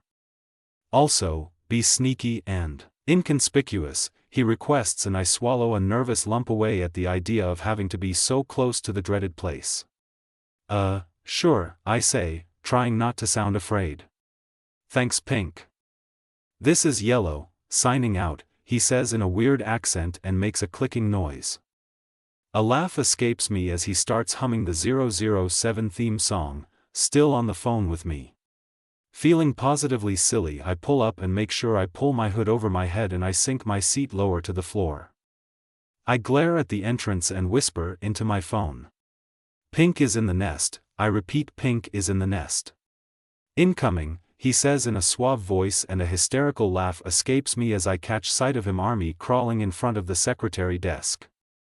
The two women are oblivious as he slithers right under their noses. The double doors slide open for him and one of the women looks up in confusion at the door but quickly dismisses it and goes back to her computer. He's outside now and the rain is really coming down. He actually did it. A gleeful smile takes over my face as he scrambles up and starts running toward the car, phone still pressed to his ear.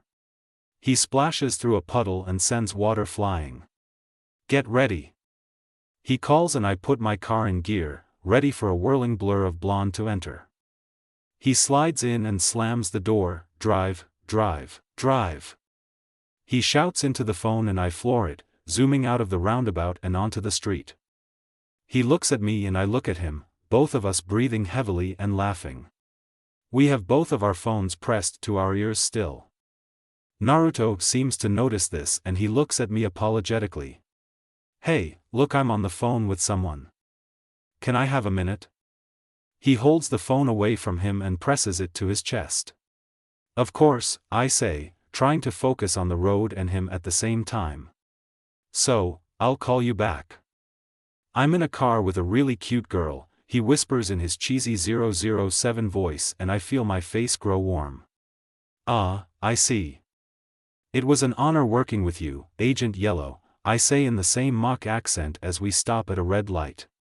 Excellent work. Thank you. Goodbye. So long.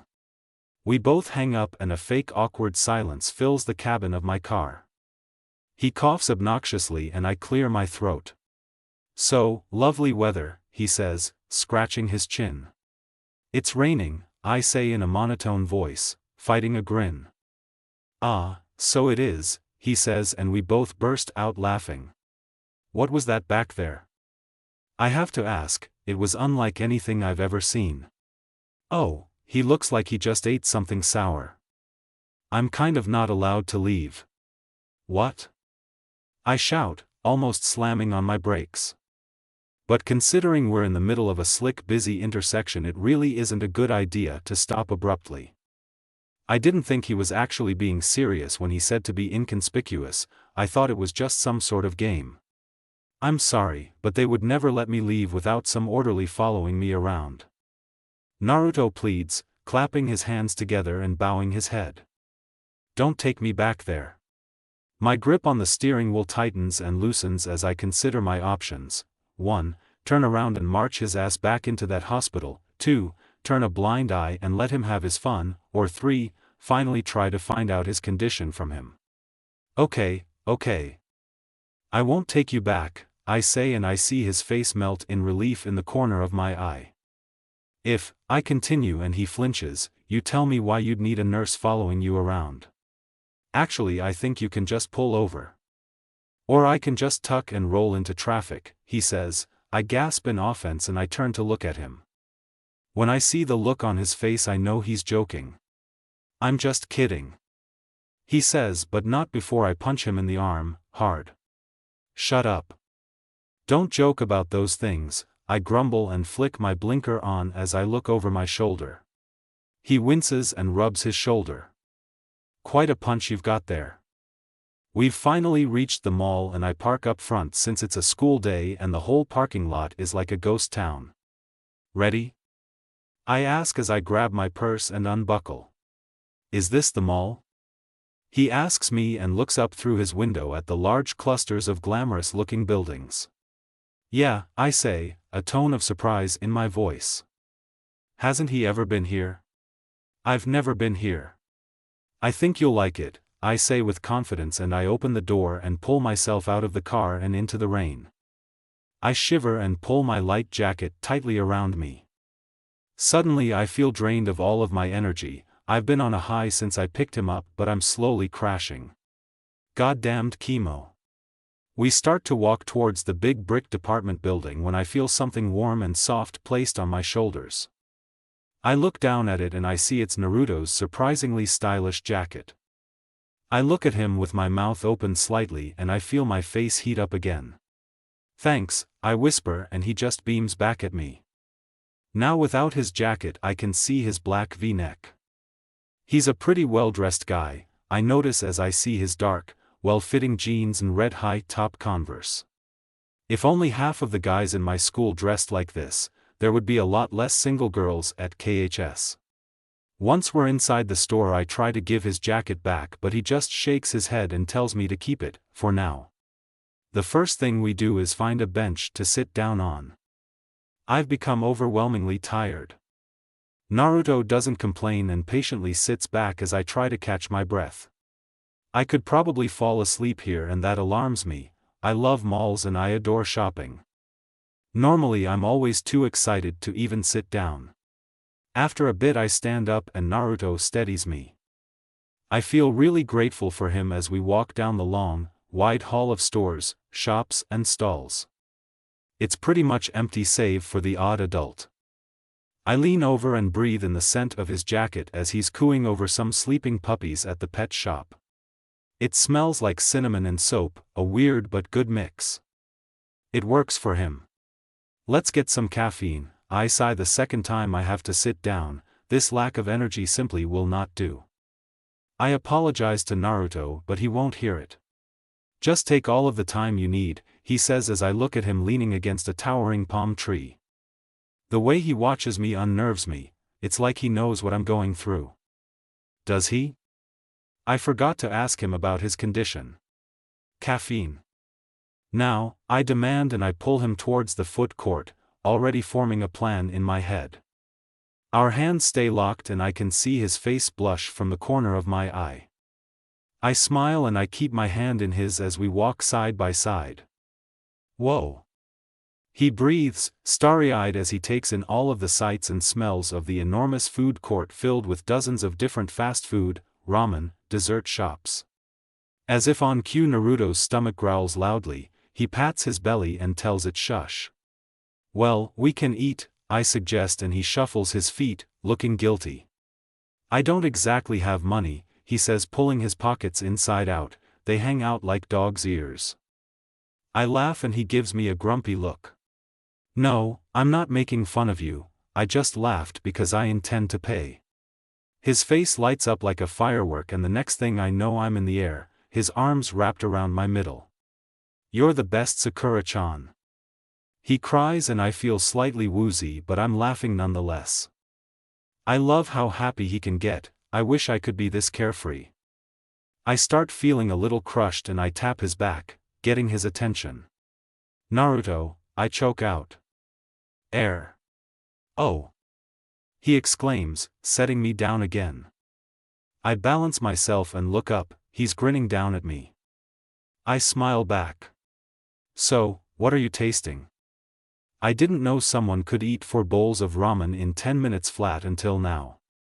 I wince as I imagine the bill, but I don't have the heart to tell him to stop eating. Bowls pile up and threaten to tip over, and the poor elderly cook is working as fast as he can. I don't eat anything, just the smell of food makes me queasy.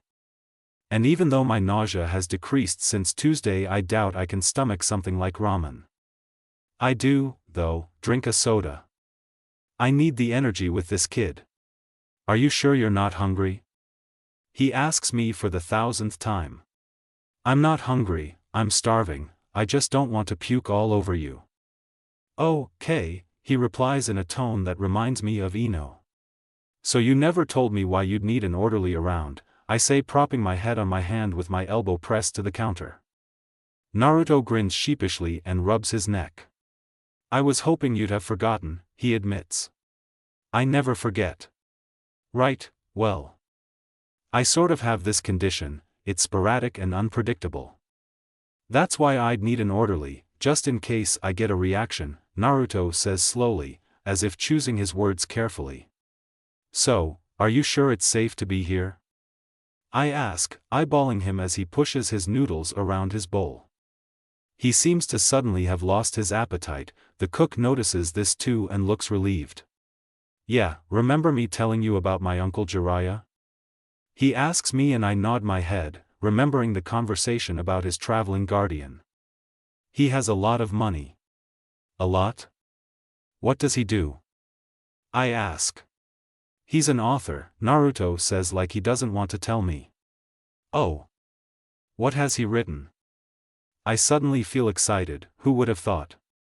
Some novels here, a biography there. You know.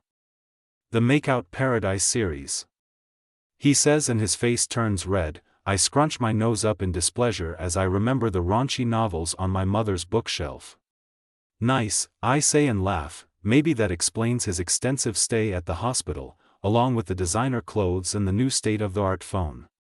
Those books are worldwide bestsellers, I have no idea why though. I opened one once, read the first 3 lines and quickly snapped it shut and threw it across the room, my face burning. Now that I think about it, I think I've seen Mr. Hitaki, our vice principal, reading them. That pervert. He also has a lot of influence and he worries a lot about me, he explains, so he makes sure I'm always monitored and always safe. I understand why he does it, and I am thankful for it. But sometimes it just gets too much. I want to be able to leave when I want, he says, suddenly heated.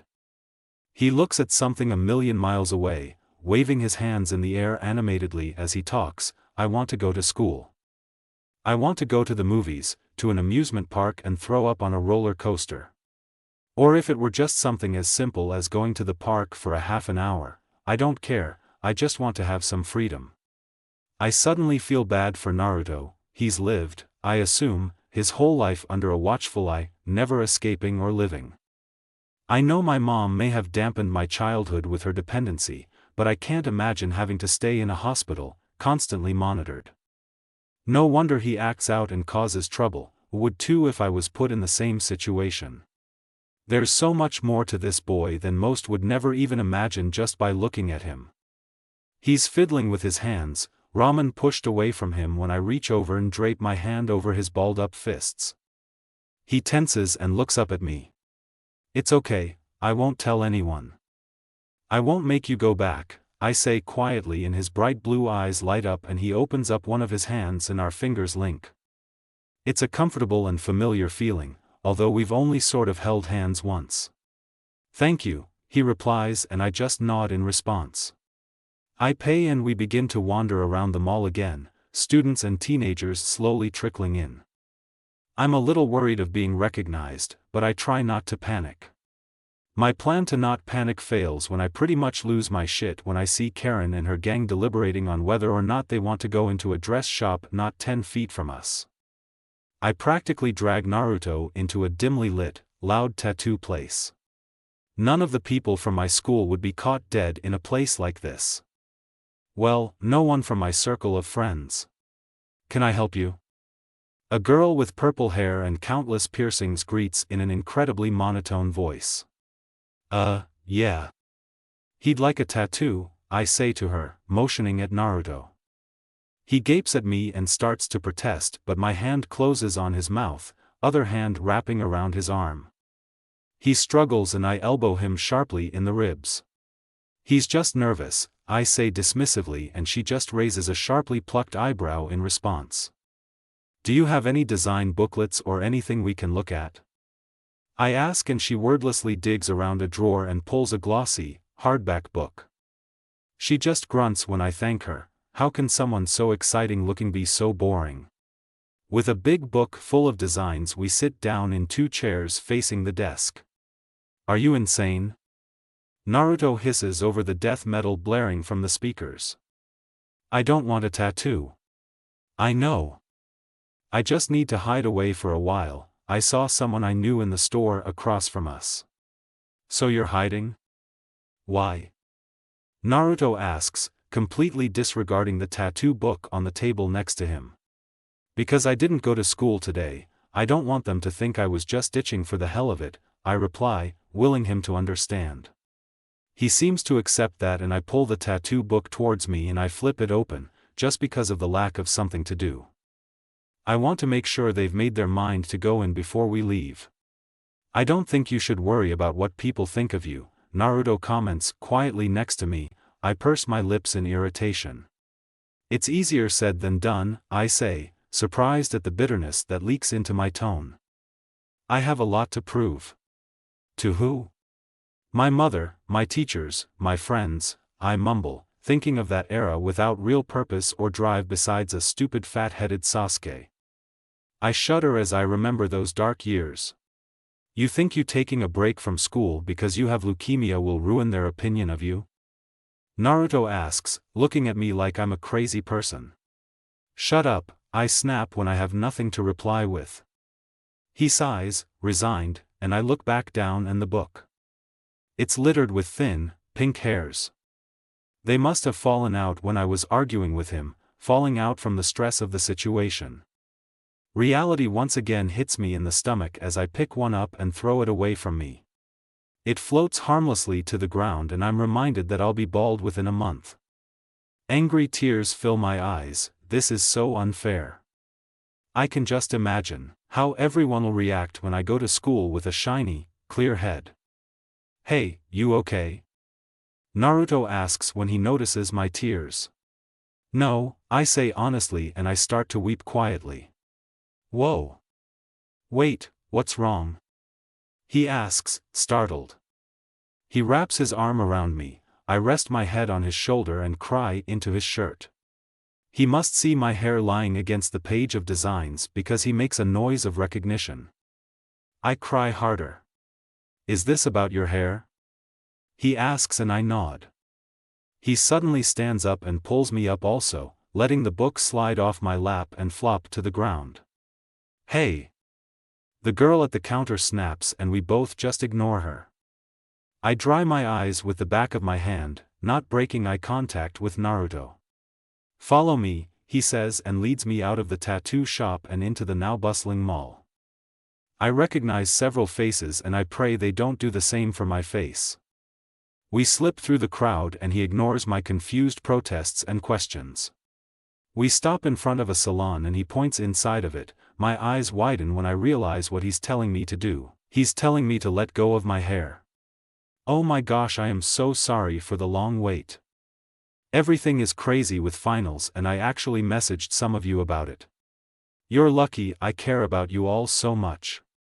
Huh. Anyway, I hope you liked it. Please review. Please. Sorry, was that begging? I don't care. Review, y'all. Chapter 7, Snip. Snip. Snip. The man works in a steady rhythm, careful not to pull or tug on my head too hard. Naruto warned him about the chemotherapy thing. I'm thankful because honestly my skin is starting to feel weird. It's starting to feel, I don't know, softer and more warm than usual. Not to mention I feel tired. Not just tired, but exhausted, the kind of exhaustion that makes your bones ache and your eyelids droop. The effects of the caffeine I had at the cafeteria have disappeared. It's amazing I'm still awake, but considering years and years of patience and care are being chopped off and discarded carelessly on the floor, it's a little hard to fall asleep. A bitter, cold wind blows through my chest as I catch sight of my pink hair littering the floor around me. I had settled on 10 inches of hair. My new hair length will be just below my chin. I haven't had my hair this short since I was 7. Naruto is in the chair next to me, twirling around and around in a bored-like fashion. Leukemia, huh? My stylist asks and I nod. He shakes his head and sighs sadly. You're so young, he comments, and I say nothing in response. Thank you, Captain Obvious. It strikes me as odd that age matters. I doubt that someone who's 40 would be any less devastated than I am at 17. Illness is illness, and death is death.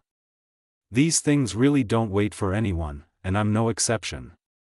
I take in my stylist's appearance as subtly as I can. He has dark skin, stylish spiky white hair and sharp eyes.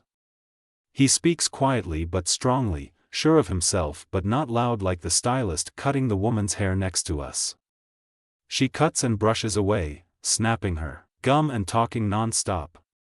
She also has hip-hop blasting on a small iPod dock. Karui, could you turn down that music? He asks her. The red-headed girl, who reminds me a lot of Karen, sighs exaggeratedly and turns the music down. She grumbles something about her showing him what he can turn down. Anyway, how do you feel? He presses, obviously not accepting the silent treatment that I've been giving him. Frankly? Like shit, I say in a clipped voice. He chuckles, unperturbed by my cold attitude. You're strong though. I can tell because it took all of that boy's willpower. He motions to Naruto with his scissors, who's picking his nose distractedly, to just get you in here. You're a stubborn one. My face heats up as I realize he saw my fit when Naruto was trying to get me in here. And I doubt this cancer can get the best of you, he finishes. My eyes momentarily fill with tears at his unexpectedly kind words, and just like that, my opinion of this man changes from thinking he's some monster taking my hair to someone I like. He leans down to whisper in my ear, making eye contact with me in the mirror, and keep this boy around. He cares about you, I can tell. I look over at Naruto just as he's wiping something suspicious off on his pant leg. I don't try to hide my smirk. Yeah, he's great. What's your name, by the way? He asks me, snipping away again. I wince when I realize how light my head feels already. Sakura Haruno. Pretty name. I'm Omoi, he tells me, and I smile. He makes 6 people to know about my cancer. I don't mind though, he seems like a cool guy. Nice to meet you, I chirp. Nice to meet you, too, Haruno-san. Omoi brushes my bangs in front of my eyes to give them a trim. It tickles my nose and I hold back a sneeze.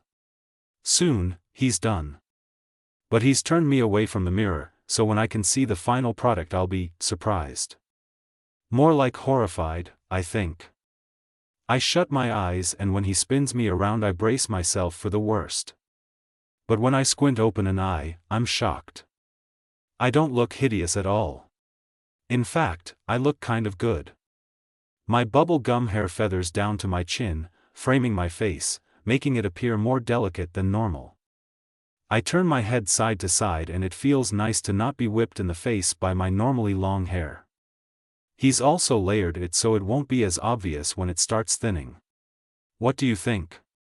Omoi asks, smiling gently.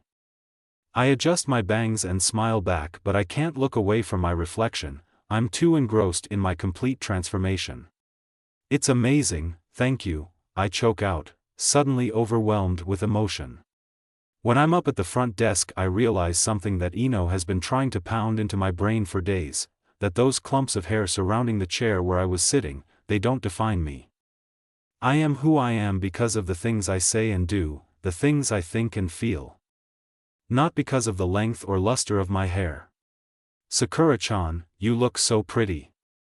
Naruto exclaims and scratches his cheek, bringing me into the present. I smile at him and reach for the wallet in my purse, but Omoi waves it down. You don't have to pay, he says dismissively, unwrapping a sucker and sticking it in his mouth. I start to protest, but he holds up his hand. Consider it a get-well gift. Thank you, I say after a bit of thought. I don't want people to pity me and give me free things just because of my cancer, but I don't think that's what he meant by it. When I tell him thank you, I really mean it. Omoi took what I thought would be a dreadful experience and helped me make it okay. It was pleasant, even. You just make sure you come back, okay? He asks and squeezes my shoulder. I tell him I will. With Naruto on my side, a new haircut, and a new outlook on my situation, we exit the salon. I'm thankful to be getting home. I can feel sleep sneaking up on me. And I definitely wouldn't want to fall asleep driving Naruto home. Sasuke Uchiha sits at the end of the bench, eyes closed and arms folded. He can't believe the nerve of Ino, dragging him to a dress shop. How about this one? Ino asks for about the 12th time. Sasuke answers without opening his eyes, it looks good, can we go? As he rubs the bridge of his nose like he has a headache, he senses a shoe coming his way. He snaps open his eyes and ducks. It slaps the wall behind him. Ino glares at him, 1 foot bare. Would you stop that?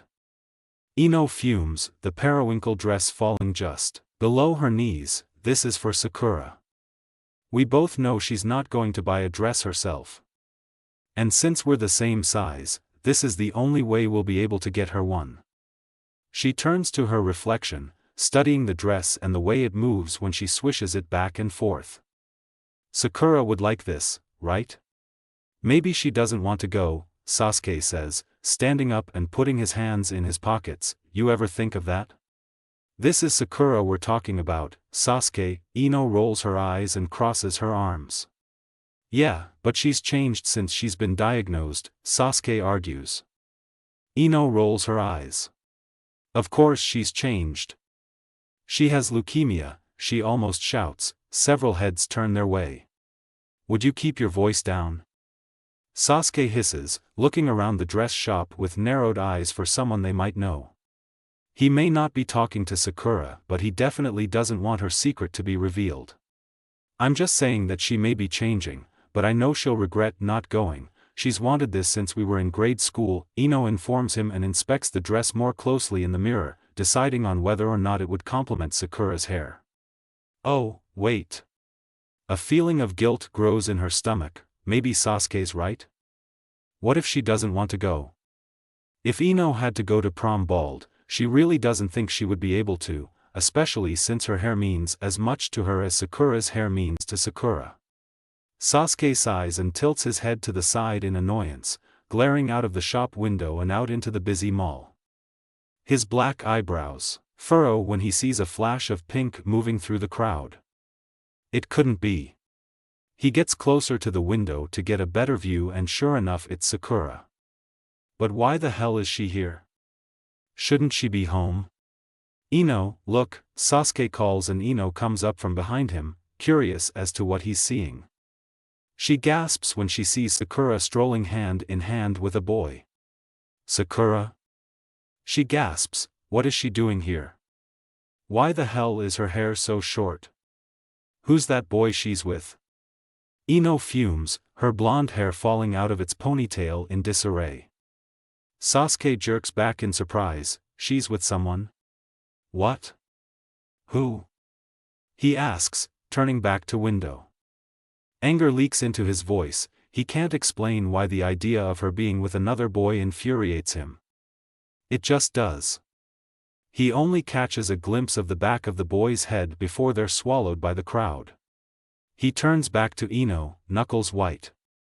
He expects her to be angry but she just looks lost and sad, blue eyes gazing blankly at the ground. Why didn't she tell me she was cutting her hair? She asks, wrapping her arms around herself. She and Sakura have told each other everything since they both got over Sasuke and became best friends again. The idea of Sakura having some boy and some part of her life kept a secret from her hurt Ino. Sasuke hadn't even realized that she'd cut her hair until Ino mentioned it, but now he felt another hot whip of panic. Sakura had grown her hair out for him when they were younger, believing he liked long hair. Which was a rumor because he really hadn't thought about girls much when he was younger. When he was younger he thought of her as just another annoying, scheming fangirl who would drool over him any time he left the sanctuary of his house. They were put together as partners in middle school on several occasions, much to Sasuke's chagrin and Sakura's excitement, and they ended up getting to know each other. When he got older he found it useful to have a girlfriend, and she was his first choice. Although she was annoying, she was the least annoying of all the girls who pined after him. And now Sakura, his ex-girlfriend and the girl who he thought would always be his to take whenever he pleased, was getting over him. When he had learned of her cancer he had felt foolish and angry, he had believed he had all of the time in the world to let her squirm without him. He hadn't taken a life-shattering event into account. Now she's cut her hair. The idea is baffling to him. Of course he knew that she would lose it eventually, but he didn't expect her to let it go so abruptly. Without a second thought. She really has changed since they broke up. Also, who the hell was that boy with the blonde hair? He looked about as tall as Sasuke, and she seemed perfectly at ease with the guy. Put that back. We need to do something, Sasuke orders Ino, who nods and is about to enter the changing room when a couple of voices enter the store and she freezes, recognizing them. I don't know, a girl squeaks, I think I want something more modern. No way, you need something longer and more traditional, another, more nasally voice pipes up. What do you think, Karen? Karen.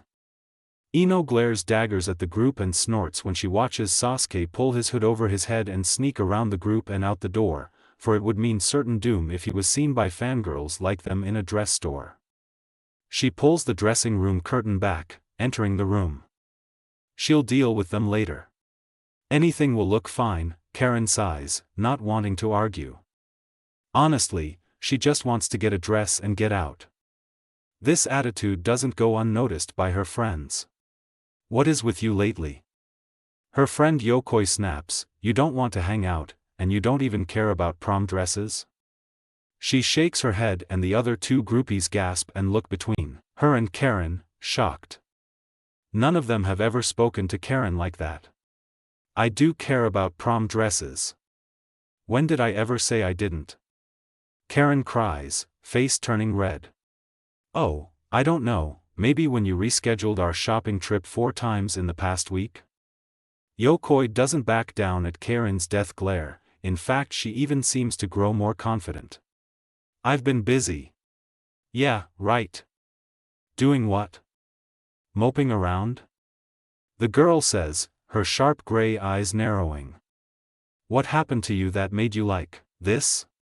Karen stumbles, she can't just say that she found out some disturbing news that unhinged her mental and social health. Sakura has cancer and she's shopping for dresses, knowing that she has the whole election in the bag? What fun is that? It's not fun at all, in fact it's the opposite. She's considered dropping out of the race several times. But what does she say to these 3 girls? These friends of hers? It's none of your business, and how dare you talk to me like this? Karen pulls herself up until she's taller than Yokoi and jabs a finger out toward her. Yokoi flinches. I am sorry, she says, backing down. Karen allows herself to relax a little, knowing that her friends aren't the kind to push her. Good.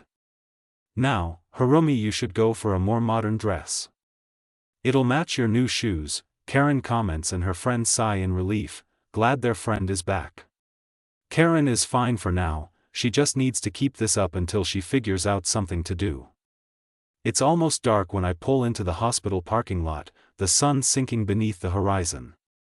I park and turn my car off, struggling to stay awake. At least it stopped raining, I notice. Thank you for today, Sakura-chan, Naruto speaks up, watching me from his side of the car. No problem. I rub my eyes and nod. Are you sure you're okay to drive home like this? He asks, concerned. I'm perfectly okay. I'll stop and get a coffee on the way, I assure him. He worries too much. We should do this again. He suddenly becomes nervous, because I had a really good time, and your hair looks beautiful. Well, your hair looked beautiful before, you always look beautiful. He's babbling now, and judging by the look on his face, he knows it. A giggle escapes me and he snaps his mouth shut in embarrassment. Thank you, Naruto. I had a good time, too. And thank you for helping me out with my hair, I add as an afterthought, remembering how supportive he was. I doubt I could have actually gone through with cutting it without for him. In fact, I don't know where I'd be today if it weren't for him. He's helped me through a huge stage in chemotherapy. You're welcome. I'll see you later? He asks, eyes shining. I smile back, looking out at the hospital. I feel sorry for him and I wish he could just come home with me. But not in that way. I just wish he had a place to stay that wasn't full of nurses and sick people. Wait. My house is full of sick people too. Oops. Well, he'll be fine until I can rescue him again, and tomorrow is Saturday and I think I might just invite him over. Yes, you definitely will, I say and nod my head. He smiles and slides out of the car. He waves at me until I turn the bend and make my way home. I arrive at home and still have a smile on my face when I reach my front door. As I open it, I notice someone sitting on my couch. I have to catch myself on the door so I don't fall over in shock. Mom? Oh, snap. Is this my 7th chapter? Oh, I don't even know. I'm a failure of an author. Thank you to all who have reviewed. I'm going to try and start replying to reviews, because it just makes me so happy that you guys take the time to review. I might even answer some questions, winking and laughing. Chapter 8, Mom? I gasp. My keys drop to the floor and the next thing I know I'm kneeling in front of her. She's sitting up on the couch, hair ruffled and a blanket wrapped around her. She looks up at me. Mom. I cry and pull her into my arms. She's awake. I hold her out at arm's length and confirm this. Granted, she looks a little confused, but there's light and awareness back in those emerald eyes. The eyes that are so much like mine. Mom, it's me, Sakura. I brush some hair out of her eyes. She reaches out to touch me, as if I'm a mirage. Her hand settles on the side of my face and her eyes flutter as she tries to recognize me. My heart pounds in my chest in nervousness and excitement. After days and days she's finally awake. I just hope to God she hasn't lost any of her memory or anything. Her mouth opens and 4 little words are uttered that send me over the edge. Your hair looks nice, she croaks and tears flood over and roll down my cheeks. Oh, Mom. I think so too. I wrap her up in my arms again. All I know is that my mother is back. My mom is here. How much can happen to a person in a span of 24 hours? Because honestly, my life has been flipped inside out and then set right again since 6 this morning. On top of the effects of the chemo, the events of the day beat down in me as I trudge up the stairs after cleaning the kitchen. I sat my mom down as I made her dinner. I made sure she ate every bite before I led her upstairs. And the whole time I asked her simple questions, trying to get her to talk more. I flick on my bathroom light and I stumble back when I see my reflection. My hair is so short. Feeling stupid, I brush my teeth. Of course my hair is short, and soon it will be gone. But at least it looks nice now. When I practically crawl to my room, I don't even bother with pajamas, I just settle on stripping down to my tank top and underwear. I'm out as soon as my head hits the pillow. You know that feeling you get when you close your eyes and 1 second goes by and you're awake again? This is what I experience when my alarm goes off. I hit snooze bitterly and I feel cheated out of sleep. I squint open an eye and I see that it's 9. It's Saturday, so I don't really have much to do, more sleep it is. When I wake up again, it takes me a moment to remember where I am. When I do, I don't make an effort to get up. Thankfully I no longer feel nauseous, but I'm still tired. What finally pulls me out of bed is the smell of breakfast wafting through the house. The idea of someone cooking breakfast is so absurd to me that I wonder if smelling buttermilk pancakes is a delicious side effect of chemo. When I enter the kitchen, rubbing my eyes and yawning, I see my mother standing at the stove. "Good morning, honey," she sings, and a wave of emotion sweeps over me. My mom is really back. I run and throw my arms around her, holding back tears. I almost knock her over and she laughs, surprised. I'm so relieved that she's awake I hold on to her for a full minute. Sweetie? The bacon is going to burn if I don't flip it over, she tells me, and I finally pull away. I turn and see piles of pancakes, hash browns, and bacon. My stomach growls and I realize that I'm getting my appetite back. I'm so relieved I could probably start crying.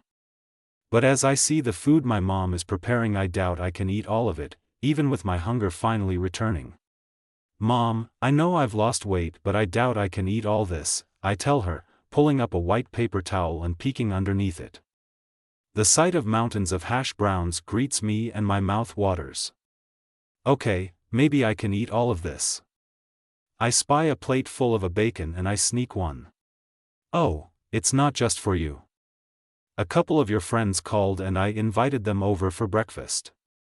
The piece of bacon on its way to my mouth freezes in midair as my mind screams, "What? Who?" I ask, trying not to panic. She gives me a strange look, and before she can open her mouth to tell me, the doorbell rings. "Oh, that must be them," she says excitedly, and my face goes pale. Shit, shit, shit. I cry and scramble up the stairs before my mom can answer the door. I lock myself in my bathroom, shaking and breathing heavily. I still can't exert too much energy. I rest my head against the door and groan as I hear Ino's cheerful voice downstairs. "Wow, Ms. H. This smells great," she compliments, and a deeper voice agrees, and I cringe. "Sasuke. What the hell are they doing here? I'm not fit for guests, even if they are friends." I grumble to myself as I start up the shower. Unlike my mother's bathroom, mine doesn't have a window you can fit through, so it looks like there's no escaping this. "Sakura?" My mom's voice comes from the other side of the door along with several soft knocks. "Sorry, Mom. Just let me shower first." I call to her. "Okay. But Sakura, are you okay?" she asks, still muffled by the door. "Yeah, just give me a minute." I tear off my clothes and jump into the cold shower, yelping as my skin comes into contact with the freezing water. I should have waited until it was warm. I scrub away, cursing the nerve of Sasuke and Ino. I understand they're concerned for me, but they don't need to come here to check up on me. A simple call would suffice. Or a get-well card. Or a kind thought. I'm extra careful and gentle when I'm washing my hair. I may be less attached to it, no pun intended, but I still don't want to speed up the process of losing it. When I step out, I find myself clutching the towel rack for support while I force myself to take deep breaths. I'm suddenly hit with a bout of lightheadedness. I don't want to see anyone right now. I just want to crawl in bed with my mom and watch cheesy romance movies. I towel myself off and wrap the fuzzy material around me. I look down at the underwear and tank top I went to bed in. I curse when I realize I have to cross the hall to get to my room. With guests over. Gritting my teeth, I throw my things in the laundry basket and creak open the door. Tiptoeing out into the hallway, the clatter of plates and laughter travels up the stairs and I sigh in relief. When I creep into my room and shut the door with a soft click, my back is to my room, so he says something before I can see him. "Haircut," says a deep voice. I shriek and begin to fall. One hand reaches out to balance myself on my dresser while my other hand holds my towel closed in an iron grip. "Sasuke." I hiss and glare at the intruder sitting on my bed nonchalantly toying with my Rubik's Cube.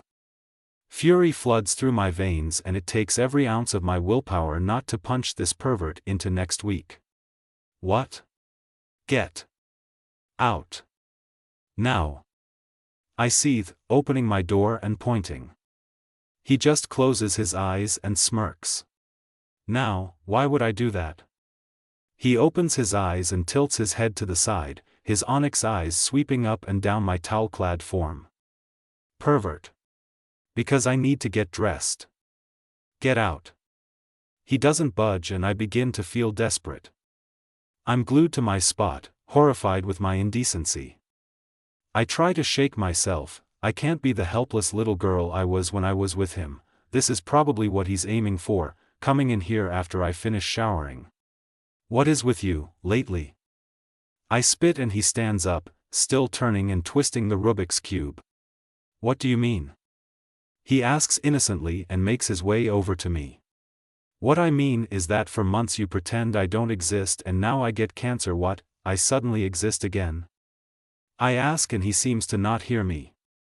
He comes closer and I retreat from his gaze.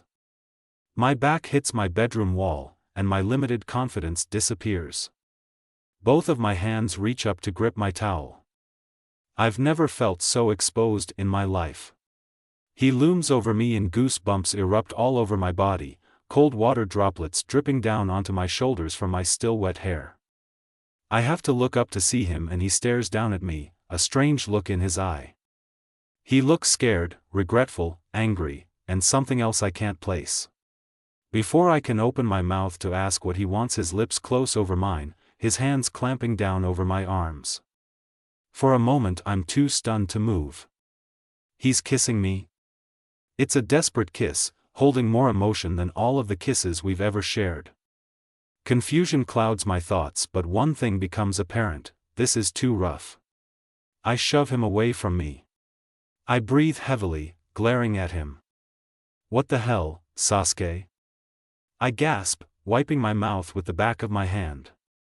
This is so out of character for him I can't even manage to throw any insults his way. His shoulders are slumped and his black hair shrouds his eyes from me.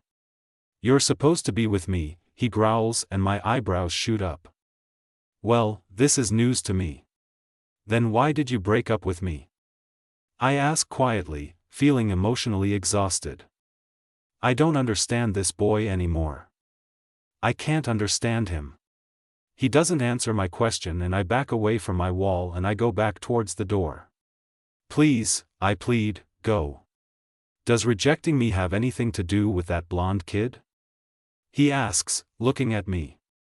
He looks mad. Wait, blonde kid? He can't mean Naruto.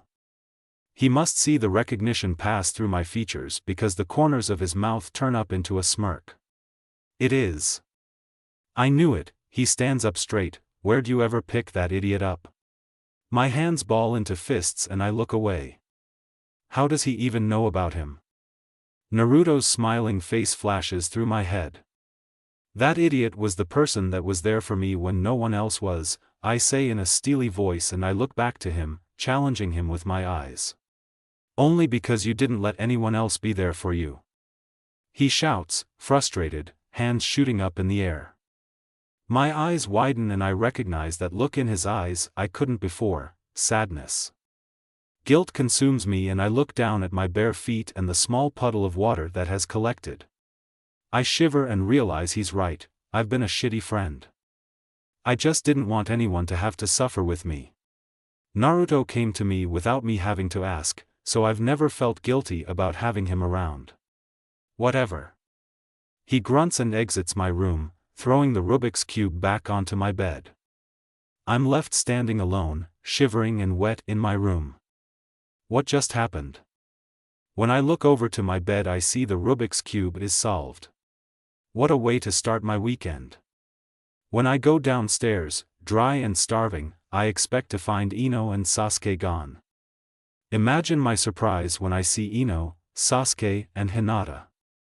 I pause on the stairs and I take in the scene before me: almost empty plates, cups of coffee, polite small talk and an overall light atmosphere. Ah, Sakura. Ino says. Her eyes light up when she sees me, and I smile and wave. Hi guys, I breathe and plop down in between my mother and Hinata. I don't look at any of them as I shovel food onto my plate.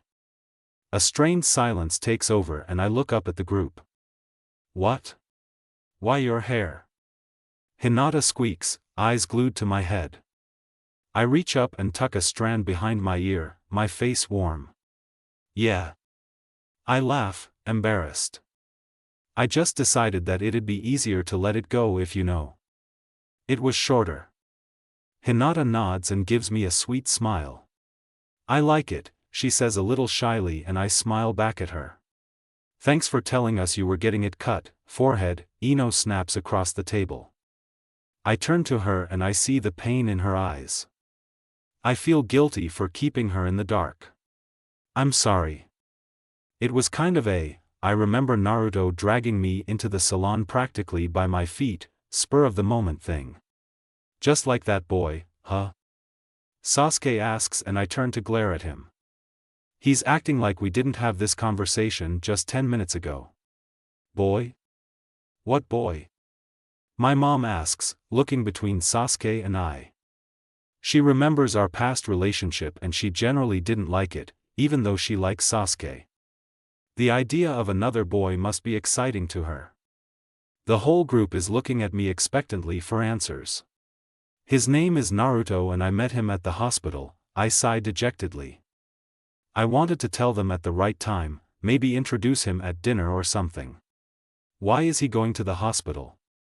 Ino asks, setting her coffee mug down and placing her hands down in her lap. Well, he's not exactly going to the hospital. I say, trying to dance around the truth of him living in the hospital. Oh. So he's a doctor or a nurse? My mom asks excitedly, clapping her hands. I let out a laugh because that was our first impression of him. No, but, hey. You met him, Mom. I exclaim, remembering that she was in the room with me.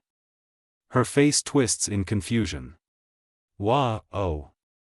A light bulb might as well pop out of her head. That boy? She says in dislike. Sasuke perks up a little and I cringe. I notice he practically hangs on my mother's every word. That troublemaker that pretended to be a doctor? Yes, Mom. But he's not just a troublemaker. Really, he's just looking for attention. I try to tell her, but she just scrunches up her nose in displeasure. Sasuke makes a satisfied noise and sits back in his chair, arms crossed. I'm about to defend him some more when my phone vibrates. I pick it up and look at it. It's a message from Naruto. Hey Sakura, I am texting Yui because these keats are too damn small. I doubt that's what he was going to tell me and a bubble of laughter escapes me. I text back, they are pretty damn small. Why don't you just call me later? When I put down my phone, still giggling, I'm met by 4 expectant glances. The smile falls off my face and I clear my throat. Who was that? Hinata asks in her tinkling bell of a voice. A friend, I say and scoop up my plate, putting my phone in my pocket. I suddenly can't be around them anymore. They're all too judgmental and overbearing right now. Well, thank you for the lovely breakfast, but I'm feeling tired. You know how tired cancer can make me be. I tell them all goodbye and I walk upstairs. I feel their eyes burning into the back of my head as I make my way up. I just want to be alone right now. Well, not completely alone. My phone vibrates and I check it again. Okay, I will. Hey, this is not that ard nho dangent herarea. Not completely alone, but almost. Wow, that whole ending section I typed up just this morning. So please don't hate me if there are errors. I have an audition for a musical this morning. I probably won't get the part, but I don't see a honey badger don't give a fuck. Sorry, bad word, odd word. I hope you enjoyed this chapter. Like always, leave me a review. It makes me happy. Also wish me luck. Wait, don't do that, that's bad luck. Wish me to break my leg. Thespian logic. I like it. Chapter 9. It's funny, no matter how terrible an event is, with time you'll eventually forget it. Maybe that's the body's natural defense against things that keep you mentally unwell. That's what has happened to me, only it's not an event, it's a specific piece of information. The information that I could die, particularly. With everything that's happened lately, my mind just wanders. Maybe it forgets on purpose. Who knows? All I know is that something in me changed last night. Life caught up with me.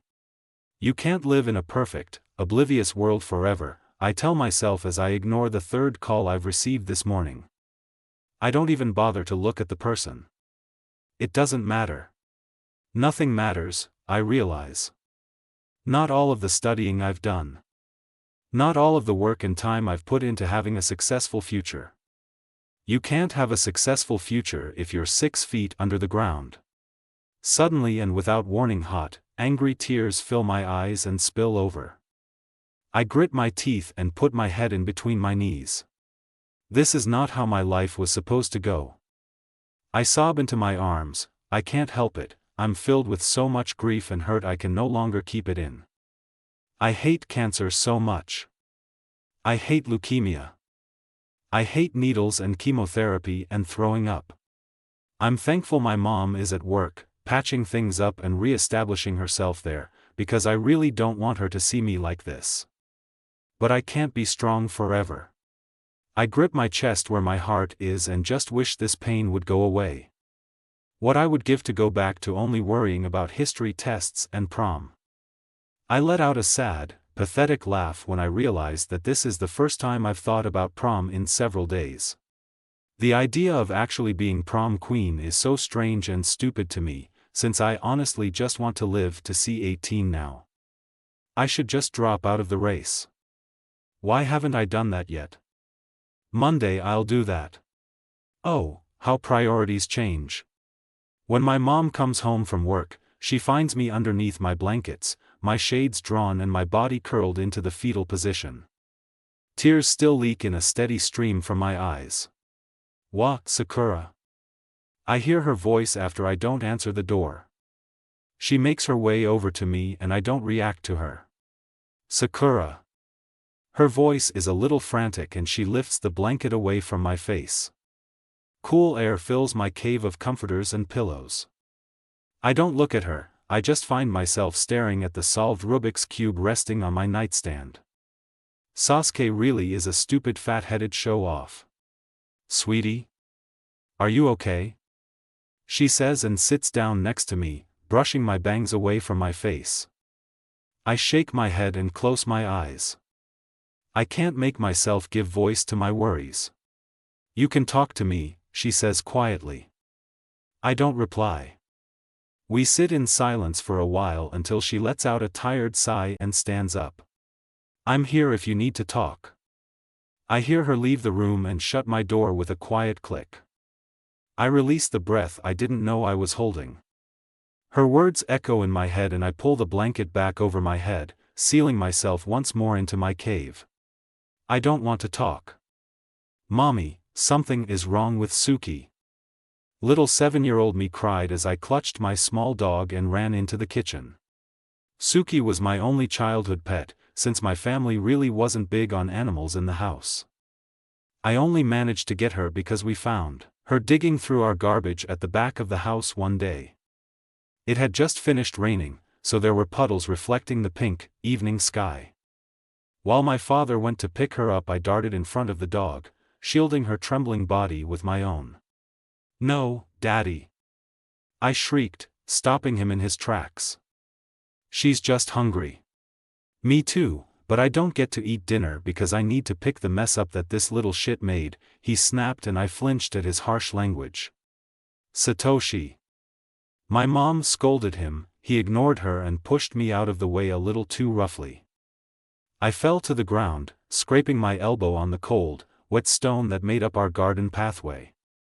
I ignored the stinging pain and panic gripped me as I saw my father pick the dog up by the skin on her neck. The dog let out a high-pitched cry and my heart broke. I scrambled up and immediately started beating him ineffectively with my fists. "Stop it!" I cried, tears in my eyes. "You're hurting her." I wanted to save that scruffy-looking, sickly dog with her ribs showing. No one should ever look that ill or hungry. My father looked down at me, my pink hair tied into a ribbon and my small fists pounding away at his pristinely ironed dress pants. Something must have changed his mind because his cold exterior softened. He bent down, setting the dog on the cobblestone in front of me and halting my fists in midair with his own gentle ones. "You can feed him just for tonight, but after that we're taking him to the pound." I sniffled and looked up at my father, baffled by the kindness to his words. I scooped the shivering dog up into my arms, ignoring the wet dog smell, ecstatic about being able to keep her for a night. That was a good thing to do, I heard my mother tell him as he went inside. He just shook his head and mumbled something about being too soft-hearted. I looked down at the white and brown dog, and I decided I liked her very much. After much coaxing and petting, she finally ate something. And of course, not wanting to miss a single minute away from my guest, I slept next to her makeshift bed. Sometime during the night, the dog wiggled her way out of her box and planted herself next to me. That was how my father and mother found me, and something about Suki must have changed my father's mind, because they let me keep her. So when I clung to my limp, barely breathing dog, I had the sudden urge to shove her in my father's face and to shout, "Fix her." He was sitting at the kitchen table, uncaring about the whole scene. My mom took her from me before I could, though, and set her down on the tiled kitchen floor. She calmly examined Suki's eyes and her breathing. "She's alive, but she looks sick. Let's get her to the vet," she said, and grabbed a blanket to wrap my precious friend in. I may have only been a child, but I knew from the way her head lolled back and the way her eyes were half shut that she was dying. She was an older dog, but my parents hadn't warned me about her dying yet, considering the fact that most dogs like her lived another 2 or 3 years. I sat in the back seat, with Suki wrapped in her big blanket resting in my lap. She gave a high-pitched cry when the car started moving. "It's okay, Suki, everything will be fine," I assured her, trying to convince myself more than her. She blinked and let her head rest on my lap. I stroked her fur and I took comfort in her slow, raspy breaths against my thighs. I rolled my window down, expecting her to stand up and stick her out of the window. She loved the feel of the wind. But she didn't move. I knew that something must have been really wrong. "Mom, what's wrong with her?" I asked my mom, who was sitting diagonally across from me, driving. Dad hadn't bothered to come along. Big surprise. "Well, Suki is an old dog," she explained, keeping her eyes on the road. "Old dogs lose their drive and energy to fight diseases. If that's what's wrong with Suki," she took a deep breath and peeked at me through the rearview mirror, "she might not make it." I set my mouth in a tight line and pulled my dog a little closer to me, like my presence could chase off death. We had merged onto the freeway when I felt the reassuring movements of her breathing stop completely. "Suki?" I cried, terrified to move her. She didn't look up at me. She didn't do anything. "Mom. Mom. She's not breathing." I shrieked and my hands found my hair, curling into the pink locks. My mom's eyes widened and she turned to look at the dog in my lap. "Oh, dear." She groaned with tears in her eyes as she turned her attention back to the road. She pulled off the highway and into a makeshift parking lot, gravel crunching beneath the tires. There was some sort of carnival happening. When she opened the back door and found me, I was silent, tears spilling down my flushed cheeks and my hands still glued to my hair. I was gaping down at my dead dog, terrified and crushed. My mom gently took Suki from my lap and laid her on the seat next to mine. She pulled the blanket over her head and folded it, sealing her inside forever. It was the most terrifying thing, to know that the happy, tail-wagging dog I had played with hardly a week ago was that weird figure in the blanket.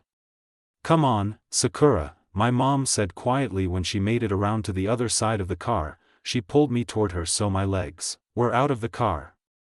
She tenderly unwrapped my fingers from my hair and held them in her own hands. "Look at me, baby." My gaze floated to her face. She brushed some hair out of my face and left her hand on my cheek. Death is natural, and it was just Suki's time to go. She had a good life with us, and we're lucky to have had such a good dog. An image of her digging through the trash on that rainy evening was brought to my mind. I sniffed and rubbed my eyes. "Where is she now?" I asked in a thick voice. I couldn't wrap my mind around the fact that she was just gone. She was moving and thinking and breathing 1 second and then she wasn't the next. How can someone just cease to exist, even though they're right there? "Oh, Sakura. She's in heaven with all of the other good doggies," she soothed and pulled me close to her, wrapping her arms around me. It was all too much for me and I broke into her soft shoulder, sobbing. "Death is a part of life, and everyone dies," she said once my cries had ceased to hiccups. "Even you?" I asked, shocked. "Even me?" She smiled sadly. "Even me?" I squeaked. "Even you, but not anytime soon." She touched my nose with the tip of her finger. Sitting on the warm leather seats in the parking lot of a carnival, Suki's body wrapped up behind me, my mother was my rock. She kept me tethered to this earth and was the only person I could rely on. So naturally, I had believed her wholly. If only she had been right. I remain that way for all of Sunday and I even take a day off of school on Monday. I have extremely important matters to attend to, like suffocating myself under mounds of blankets and watching numbly as my hair pools at my feet in the shower. I'm simply swamped. How could I squeeze in something like school? I receive the 48th text from Ino. I groan and open it. "You better answer my calls or this friendship is over." I snort. "Yeah right, she's been saying that for years. She's worried, she's just showing it in her own weird Ino way. My mom is at work right now so I chance a trip down to the kitchen for a snack. I'm thankful my nausea is gone as I microwave some leftovers. I must have made some deal with the devil while I was asleep or something, because I feel like I've traded my extreme nausea for extreme fatigue. Although I do nothing but sleep, lie in bed, watch movies and eat, I'm exhausted. Even walking up the stairs is a feat. My phone rings, cutting through my inner musings. It's Hinata. I grip my phone and guilt wears down on my shoulders. I should probably answer it, considering Hinata doesn't call me unless it's something important. "Hello?" I answer. "HAH. So you answer Hinata's call but not mine?" Ino's siren of a voice blares through and my hand meets my forehead. I've fallen right into a trap, although this trap has no snakes or bombs, just a pissed-off best friend. I would kind of prefer the other trap. Well, I know that Hinata wouldn't murder my eardrums if I answered her call. I snap, sitting down at the kitchen table to stir my food angrily. "I wouldn't have to murder your eardrums if you would just talk to me," she yells back and I wince, remembering Sasuke's words. "You didn't let anyone else be there for you." Look, I take a deep breath. "I'm sorry. I just don't want to talk," I sigh and put my forehead in my hand, glaring down at the weird wood patterns on the kitchen table. "I'm sure you have no trouble talking to Naruto," she says, voice laced with poison. "I haven't spoken to him since Saturday." I respond, offended. "Wow. Great, that just proves you're a shitty friend to even him." She laughs coldly and I can't say anything. My mouth opens and closes as I search for a retort, but I can't find one. "So, you don't disagree?" She gasps sarcastically and tears fill my eyes. I wipe them away violently, disgusted at the idea of crying at something as trivial as a few mean words. "So sue me if I need a couple of personal days off. I have cancer, Ino. It's not something to easily get over," I say thickly, trying to keep my emotions intact. "Oh, no. That's not my problem, take months off for all I care." Ino scoffs, what I care about is our lack of communication. I'm your best friend, and I need to know you're okay. Her tone softens. Cancer is some terrifying shit, and not just for you. For us too. I'm speechless again, my mind scrambling around for the right words to say to her. But all that comes out is, sorry. She sighs heavily. I'm sorry, too. Text me when you decide to exist on this earth. Also, people are starting to wonder where you've gone. If you don't tell them what's going on soon, I will. Before I can protest, she hangs up, leaving me with silence. I put my head in my shaking hands and I take a deep breath, trying to calm myself down. I just wish that they would understand that going through this and dealing with it emotionally is something I need to do on my own. They all have their own lives, and me just dragging them down with mine is wrong. I push my phone away from me and eat my food in silence, my inner turmoil chipping away at me. I practically throw my dish in the sink, it clatters satisfactorily and I walk out of the kitchen, leaving my phone. The best way to ignore something is have it nowhere near you. It's Tuesday morning and I'm still in bed, much to the dismay of my mother, who keeps trying to open my windows to let in some fresh air. It's not like there isn't air in here already. She asks me about my friends and school, but I remain silent. Sakura, you can't keep going like this forever. She says, frustrated. My eyebrows narrow and I sit up in my bed, glaring at her. Why? You practically did. I snap. Her eyes widen and she looks hurt. Look, I'm sorry I did that. I know it was wrong. She says nervously, moving around my room. She picks up stray clothes and objects, trying to avoid my sharp gaze. Yeah? Then why did you do it? I shout, thinking of all of those long, hopeless days. I needed my mom and she just wasn't there for me. You know I can't help it, she chokes out, tears filling her eyes. Well, you know what I couldn't help? Getting treated, puking my guts out, and almost falling over every second. But you know what the worst part about all of that was? I ask her, she fidgets guiltily in my doorway. Not having my mother to help me through it. There it is, her tipping point. Tears spill down her cheeks and I just cross my arms and lay back down on my bed, trying to ignore her the best I can. Sakura, I'm so sorry. I had no idea. She says in a broken voice.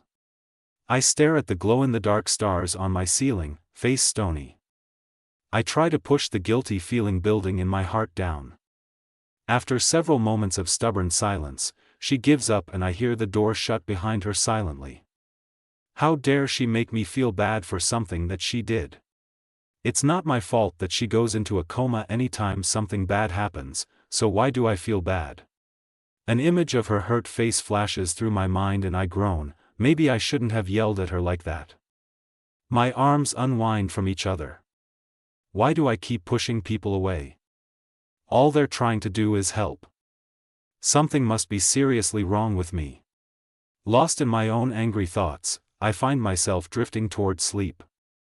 Pinky.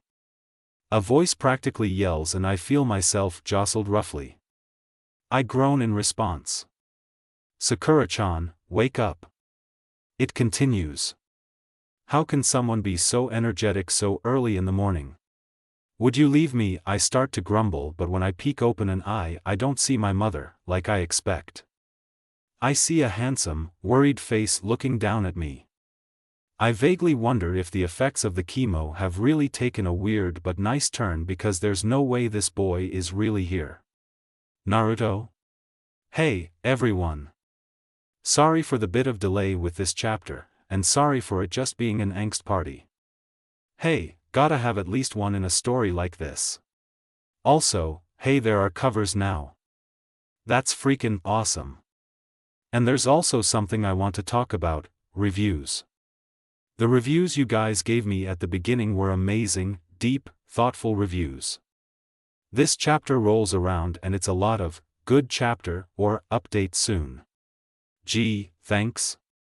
I really want to reply to your reviews but I can't if it's a 3-worded review. Now, don't get me wrong, there's that handful of majestic and beautiful reviewers that I absolutely adore, but it's still a little disheartening when all of your 10 new reviews are made up of exactly 20 words.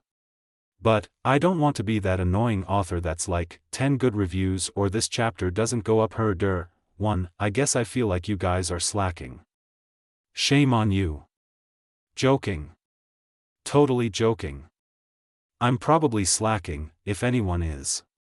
Anyway, that was this chapter. Any idea on what's gonna happen next chapter? Let me know your thoughts and predictions. I want to see if I'm being too predictable. Hugs and butterfly kisses, Bailey. Oh. And I totally spaced, I got the head snake and Afra in the musical. Thanks for all of your support.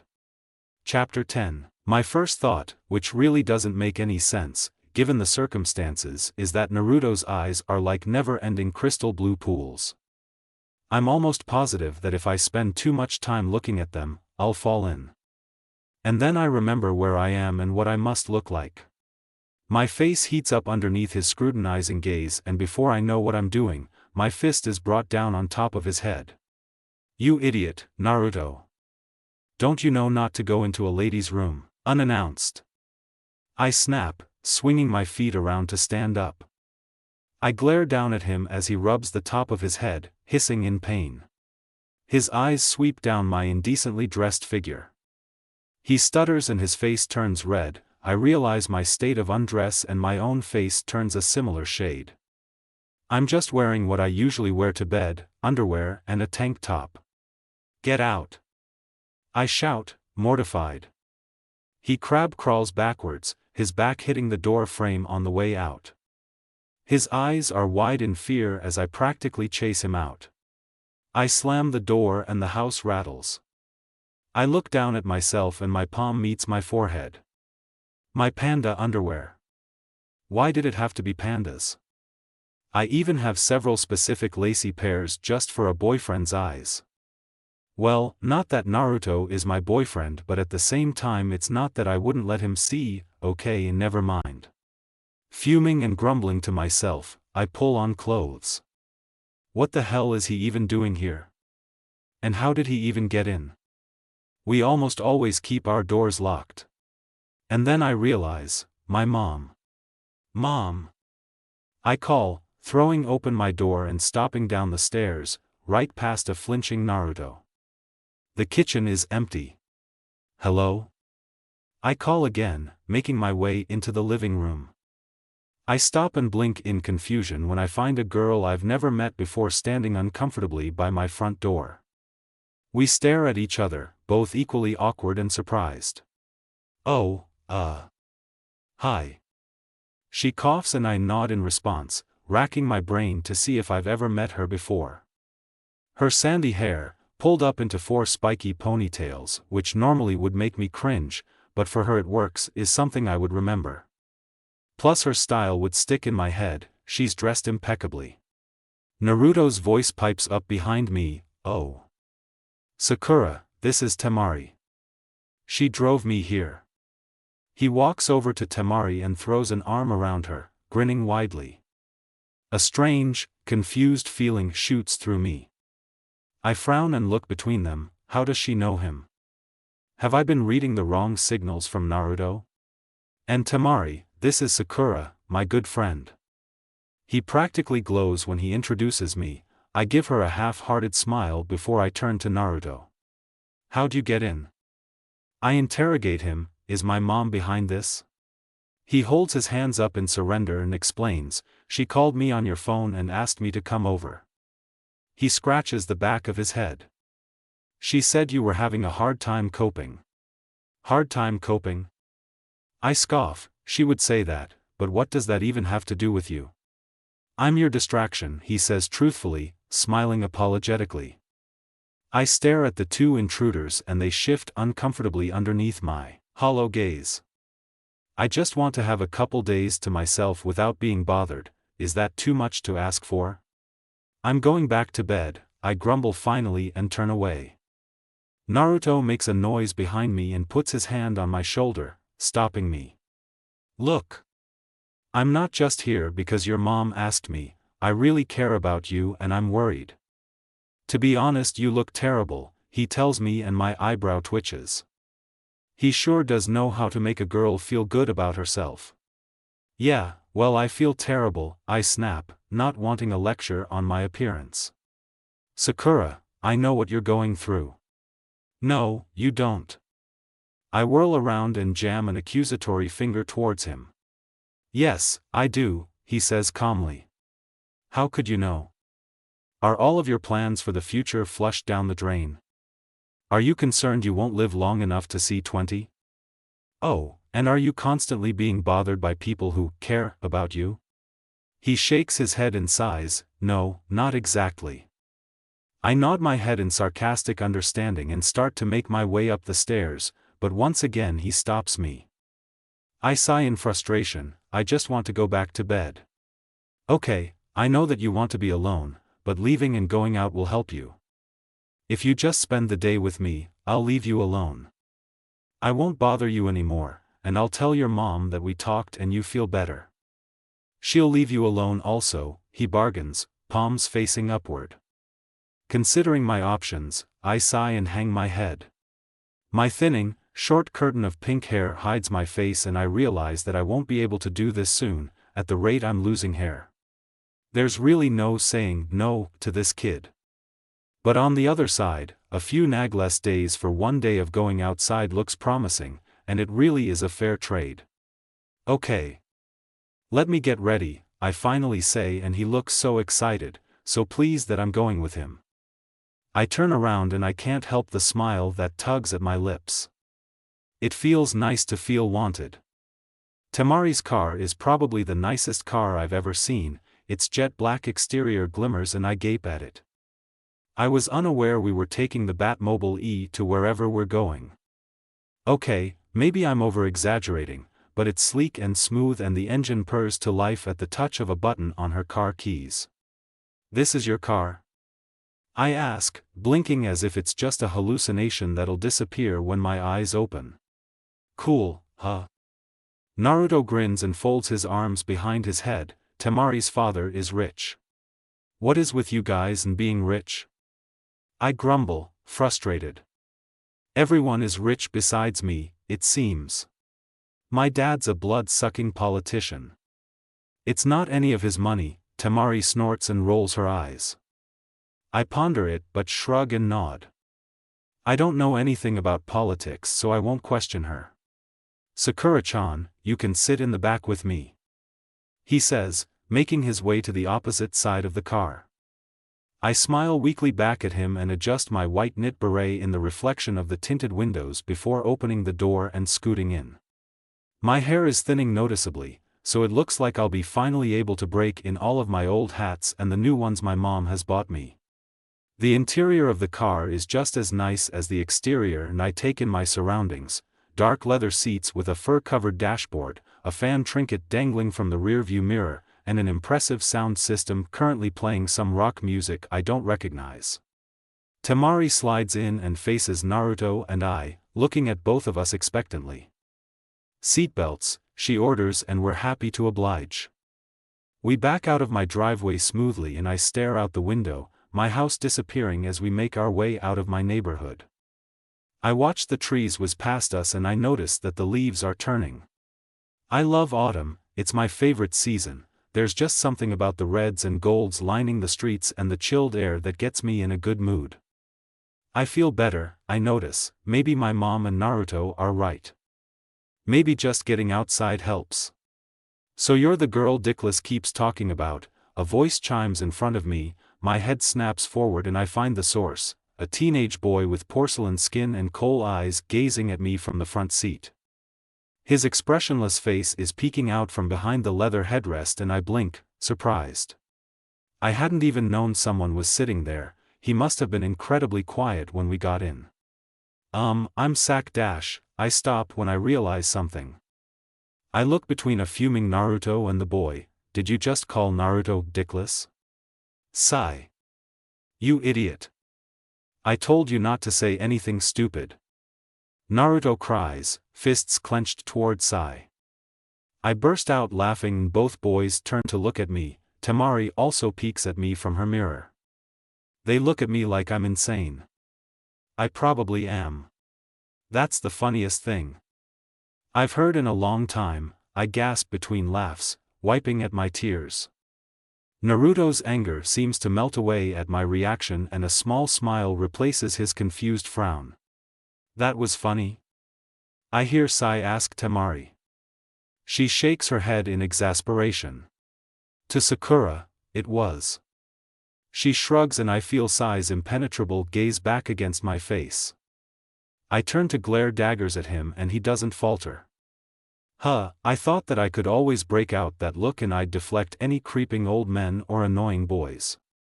What's with this guy? I squirm underneath his gaze and I feel like a science experiment. Just ignore him, Naruto whispers next to me, also glaring at Sai. He doesn't know what he's saying. I drag my eyes from him to Naruto and nod. Ignore him. I can do that, considering how I've been ignoring everyone for the past week. Wait, that's not a good thing. I wonder how many of those texts and calls were from Naruto and a hot flash of guilt runs through me. Look, I start, biting my lip. I'm sorry I've been distant lately. Things have been. I search for the right words. Difficult? Harder than anything you imagined? He supplies perfectly and I nod. That's exactly what it's been. Everything has become a chore for me now, even getting online. I never want to talk, or have fun, or listen to music or anything, I say, glaring down at my chewed fingernails. I shouldn't be chewing them, don't they stop growing too, from chemo? I think I read somewhere that the growing slows and they become brittle. Time to add nail biting to the list of the things I need to stop. It gets better, Naruto assures me and reaches over, placing his hand over mine. Our fingers interlock. I look up at him and find myself, once again, smitten with his eyes.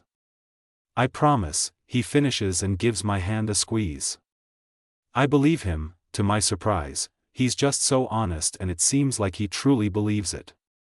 I could never get that much honesty and confidence from Ino, my mom or Hinata, well especially not Hinata. Hand-holding, a sign of affection usually only displayed between two people romantically interested in each other, Sai notes and turns forward in his seat. Naruto and I glare at him like we're attempting to burn holes in his head, I can't help it this time. What the hell is he doing, taking notes about us? Ugly and Dickless seem to have a romantic bond, he says to the windshield. Sai, you asshole. Naruto growls, outraged. My own face heats up in anger. Ugly? How dare this jerk call me ugly, he doesn't even know me. Well, he didn't know me a month ago. My confidence falters and I guess I kind of don't blame him for coming to that conclusion. I imagine how I look, pale, sunken skin, dark circles under my eyes, my eyebrows and eyelashes are disappearing more and more every day. Eyebrows are for squares anyway. Now everyone.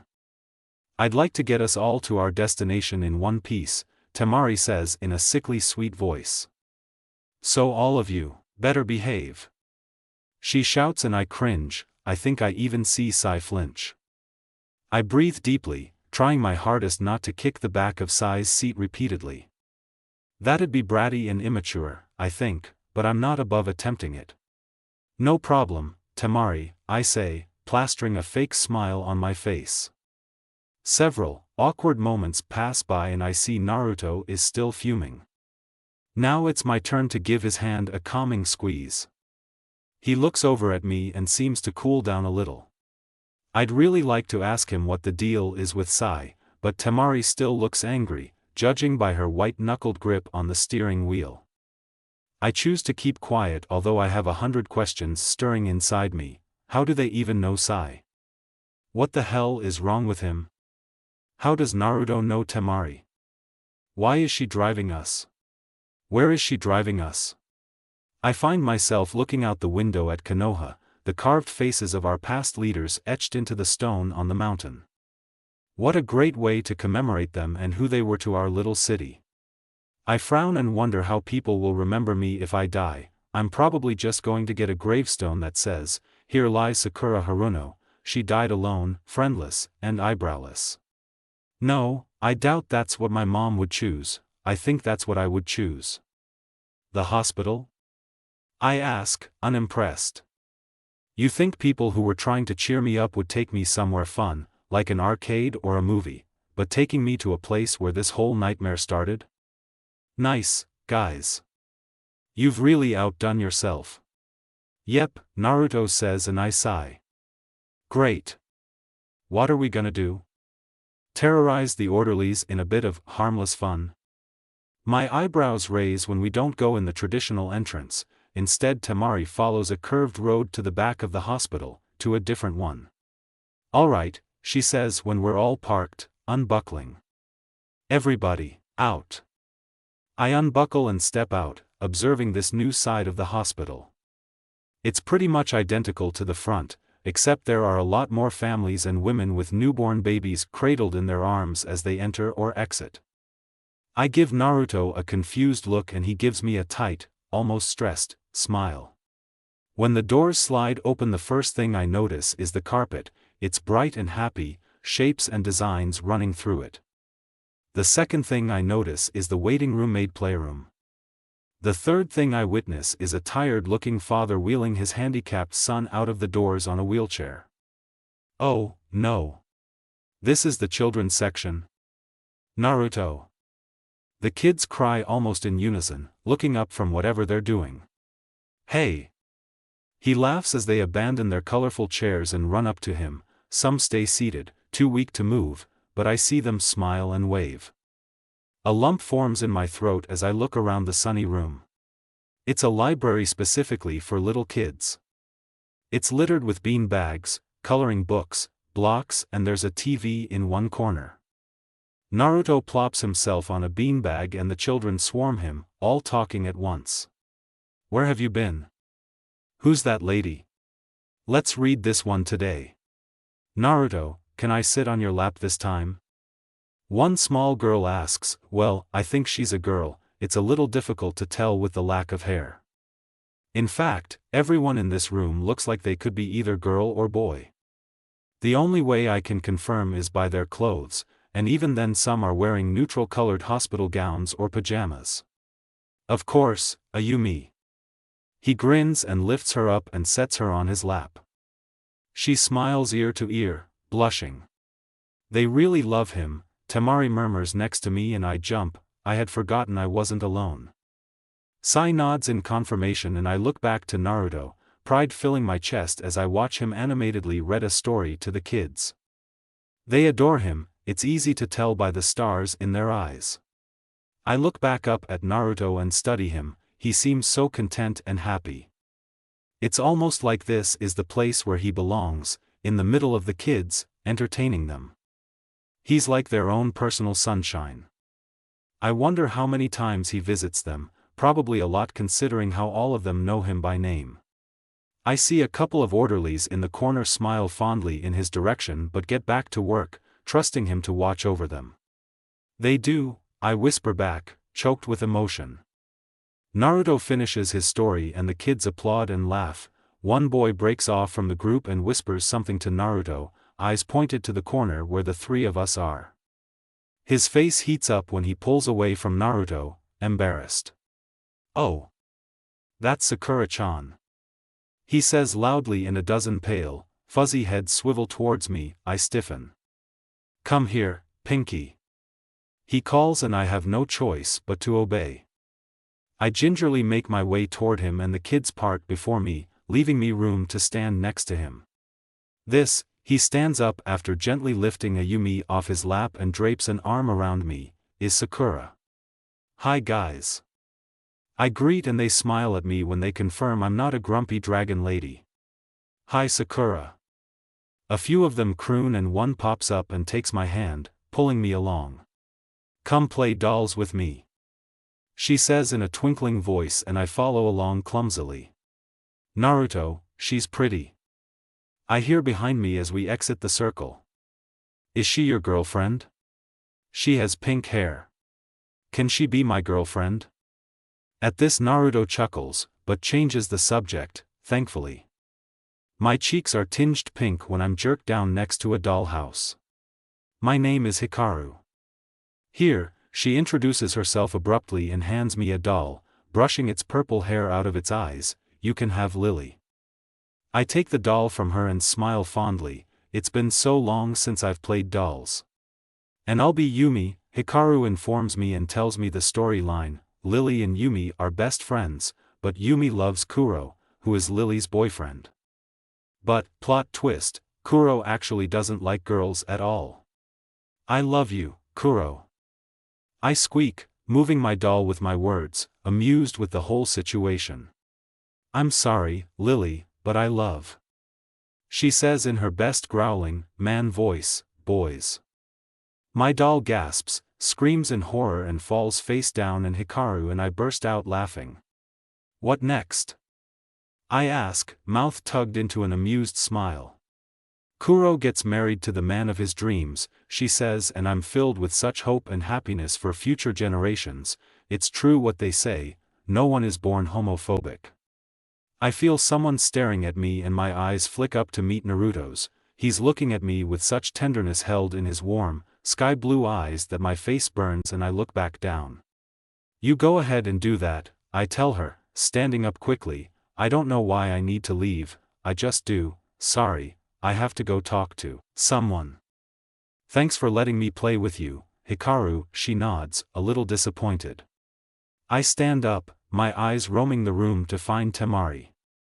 I want to go to the bathroom, but I don't know where it is. She'll be able to tell me. She's nowhere to be found, but I find Sai sitting with a child in a wheelchair, facing the window.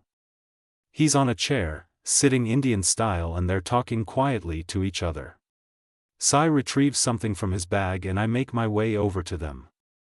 I scoot up a chair next to Sai, curious as to what he's doing. He tenses when I come near but continues pulling out a sketchbook. My eyebrows lift as he unsheathes a full set of paints and paintbrushes. He's an artist. He dips a medium-sized paintbrush in black paint and gently moves the bristles in long, graceful strokes. The kid in the wheelchair and I watch intently as the picture comes alive in front of us. I see a figure, hands outstretched and reaching. Sai adds beautifully feathered wings to his back and there's so much detail and it's so beautiful my heart clenches. Who knew that the abrupt, rude, and inappropriate Sai could make such wonderful art? I gain a newfound respect for him and I peek at the boy in the wheelchair. He looks like he's probably in the worst shape out of all of the children. He's frightfully skinny and has a tube that helps him breathe. His pale skin is almost translucent, pale blue and purple veins show on his bald head and weak-looking arms, contrasting against the white of his skin. Something clicks inside my head and I blink, looking back and forth from him and the painting. The face in the painting is his face. Tears come to my eyes when I see his expression. He looks so hopeful and happy while watching Sai draw him flying away. I look back at the painting and I see some new additions, wispy, blue clouds, and the green and gray ground beneath him. I see the top of a structure and I realize it's the hospital roof. I wipe at my tears that I didn't know I was crying. The last thing Sai finishes is a soft, golden halo atop the boy's head. Thank you, the boy whispers as Sai hands it to him. Sai nods in response, and I think I see his eyes soften. Ready to go, Ryo? A pretty nurse asks, holding a clipboard. He nods wordlessly and she wheels him out of the room, him still clutching his drawing. You're crying, Sai observes, and I turn my head away quickly and wipe my tears away. I know it's useless, my face will be pink for a while. So? I choke, trying to stop the tears. You are sad, he says, as if the concept is foreign to him. I laugh and shake my head. I can't believe this kid. No shit, Sherlock, I grumble and turn to face him, his eyebrows furrow in an expression of light confusion. My name is not Sherlock, he says. Never mind. Sorry about the delay, it's just that this chapter wasn't working. I had it typed out for days but it didn't sit right with me. It still doesn't, although it's better. I just feel like this chapter doesn't live up to how good it can be. Sigh. Anyway. Review it and let me know what you think. Chapter 11. I give up on trying to cross my legs ladylike on the squat, short colorful chair and I sit Indian style like Sai is doing to my right. Naruto, on my left, is adamantly against sitting that way, his long legs stretching out into the middle of the circle. I see several boys attempting to sit the same way, but their legs aren't long enough yet to achieve the same effect. Alright. The bubbly, blonde counselor chirps, eyes sparkling at all of the sick kids sitting restlessly in a circle. Apparently these meetings happen every week, a sort of session to not only observe a child's mental state but to also help them understand what they're feeling. But above everything else, I think, it helps them make friends. We seem to have some new faces today. Her green eyes wander to Temari, Sai, and I as she continues, let's all introduce ourselves to them.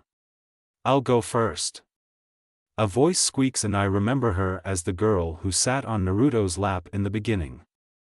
She takes a deep breath as if preparing to dive into a pool and starts talking faster than anyone I've ever heard. My name is Ayumi and my favorite color is yellow. She rushes on, when I grow up I want to be a ballerina. She finishes proudly and my eyebrows shoot up. I really only caught a couple words and I feel bad. Naruto chuckles good-naturedly and she blushes. It goes across the circle and I pay attention to each child as they come out of their shells, blooming and talking excitedly. They say nothing of their sickness or disease, though. They all have a pretty happy outlook on life and the future. Some are striving to be astronauts or artists, and this strikes me as odd. Surely some of them must be upset about being sick. I compare my own attitude for the past few days to theirs and I feel ashamed. They have it worse than me, and they're only little kids, none above the age of 10. I mentally kick myself to focus when I notice the little boy speaking is looking directly at me. I plan on being the best husband ever. He says and I blink rapidly. Is he talking himself up to me? He's like 7. Holding back a laugh, I smile at him and his face turns the color of my hair. My turn? Temari asks and the group's attention shifts to her. She seems to ponder her words. My name is Temari and my favorite color is purple. I have no idea what I want to be when I grow up. But aren't you already a grown-up? A kid asks, tilting his head in confusion. Temari cracks a smile and her normally sharp-looking eyes soften. Well, I'm 18, so legally yes. But growing up is all a matter of maturity and how you perceive yourself. In my head I'm only 15, she finishes and shrugs. A few kids nod excitedly. Well, I'm grown up. I'm as old as Santa. I'm still 5, an 8-year-old declares proudly. Alright, the counselor says. She looks kind of jittery, like she can't handle any sort of uproar from the children. Thank you. Temari. She smiles a closed-mouth smile that doesn't reach her eyes. You're welcome, Temari says, smiling in a similar manner. Naruto and I exchange an amused look. My name is Sai. Sai bellows loudly and the whole room stops chatting about what age they are and looks at him. My favorite color is black. He shouts and some of the kids use their little fingers to plug their ears against the offensively loud voice. I am an artist and I can draw pictures of you if you would want to request one. He finishes and bows, looking expectantly around the circle. We all stare at him and some kids slowly unplug their ears, watching him with a mixture of curiosity, fear and excitement. Several hands shoot up into the air. I want one. They say in unison and freeze, turning their heads slowly to glare at their competition. Ah, okay, the counselor says in a nervous voice, looking from the angry kids to Sai. Everyone calm down. She calls and holds up her hands and I can't stifle an eye roll. This woman is impossible. She chooses a job revolving around little, hyperactive children and can't even handle it when they get a little loud? Your turn, Naruto murmurs, breaking me out of my thoughts and nudges me with his elbow. My name is Sakura, I say, caught off guard. But I already told you that, didn't I? I note, tapping a finger to my chin, thinking of what I could say. My favorite color is pink. I decide to follow everyone's lead so far and just stick with basic information. Is that why you dyed your hair pink? A girl asks, and I notice it's Hikaru, the girl I played dolls with. No, my hair is natural, I say modestly, used to the question. What? No fair. The girl next to her pouts and crosses her arms, wrinkling her pretty floral sundress. I took piano lessons for several years, I flounder, unsure of what to say. I always use the whole "I play piano" card when I need something quick and easy to tell people, even though playing still makes me want to puke. Across from me, I notice Ayumi's eyes are filled with tears and she's looking down at the ground. That's cool. Someone comments and several agree. I didn't know that, Sakura-chan. Naruto says in surprise and I just nod, not paying attention to them. I'm too busy observing Ayumi's reaction. Ayumi? You okay? I ask uncertainly and her watery eyes snap up to meet mine, surprised. Everyone looks at her, surprised at the abrupt change in conversation. Something flashes through her face and she just clenches her fists onto the edges of her chair. She looks back down at the ground and takes a shaky breath. You're so beautiful and your hair is so pink and pretty. She cries, tears streaming down her pale cheeks, my hair is gone. I can't play an instrument and I'm not pretty and I don't stand a chance against you, she chokes out slowly, still glaring at the floor. I shake my head, not understanding. Why would you need to stand a chance against me? I ask quietly. The whole group looks from me to her and I think I see the counselor fidget uncomfortably. Her eyes flick up to Naruto and realization floods through me, she likes Naruto. No wonder she would be worried, with the way Naruto and I share glances and soft words anyone would assume we were together. Hey, I say softly and stand up, making my way over to where she's sitting. I lean down until I can make eye contact. Let's go talk, I suggest, not liking the audience we have. What I'm doing may be unconventional, but I don't care. She nods and follows me out of the circle. We find a couple of bean bags in between two shelves of books. I hear the group continue on with Naruto and I sigh in relief. I have leukemia, I tell her after we're settled. She looks at me in surprise. You can tell that wasn't what she's expecting. My hair is already falling out. I continue and reach up a hand to slowly take off my hat. Several strands stick to the material when I take it off, but I'm too focused on Ayumi's confused and shocked gaze to care. See? I say cheerfully, showing her a couple of bald spots that have accumulated. She reaches out and pulls a hair from my green V-neck sweater. I'm sorry, she whispers and I shake my head, taking her hands in my own. The pink hair floats down to the ground, forgotten. No, I'm sorry, I say honestly, I'm sorry you have to deal with this so young. I thought I was the only person suffering like I was, but I see how much you have to deal with and I feel selfish. But you're still going to be pretty without Dash. She tries to tell me but I continue on. Just like you. You're beautiful, Ayumi, I tell her honestly, trying to help her see, with or without hair. I finish and I remember that's exactly what Ino told me. So when we're both as bald as a baby we'll have an equal chance with Naruto, how about that? I tell her, releasing her hands. She looks at me cautiously but nods, a smile tugging on her lips. Unexpectedly, she throws her arms around me and I fall back in my bean bag, surprised. Thank you, she chokes out, her soft head brushing against my cheek. No, I tell her and wrap my arms around her, not attempting to stop the few tears that roll down my face. Thank you. What was that about? Temari asks me quietly as we watch Sai once again evoke a reaction from Naruto. We're making our way down the brightly lit hallway, past the cafeteria and toward the elevator. Where we're going is a mystery to me. Ayumi likes Naruto, I mumble back. She was upset because she thought she didn't stand a chance against me. What did you tell her? Her eyebrows furrow as Sai presses the button on the elevator, successfully beating Naruto to it. Naruto cries out in frustration. I wanted to press it, Sai. He says, and we roll our eyes.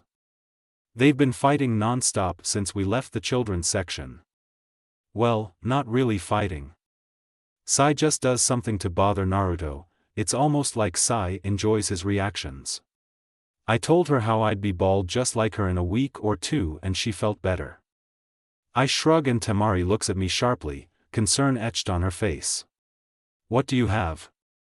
She asks and I'm not surprised, she must have figured it out sometime. But then again, I haven't really been keeping it a secret, talking with Naruto about it in the back seat, shouting at him in the kitchen. She must have heard something and put two and two together. Leukemia, I say, and the elevator door slides open, dinging. She sucks in air through her teeth and we step into the gray, sterile-looking elevator.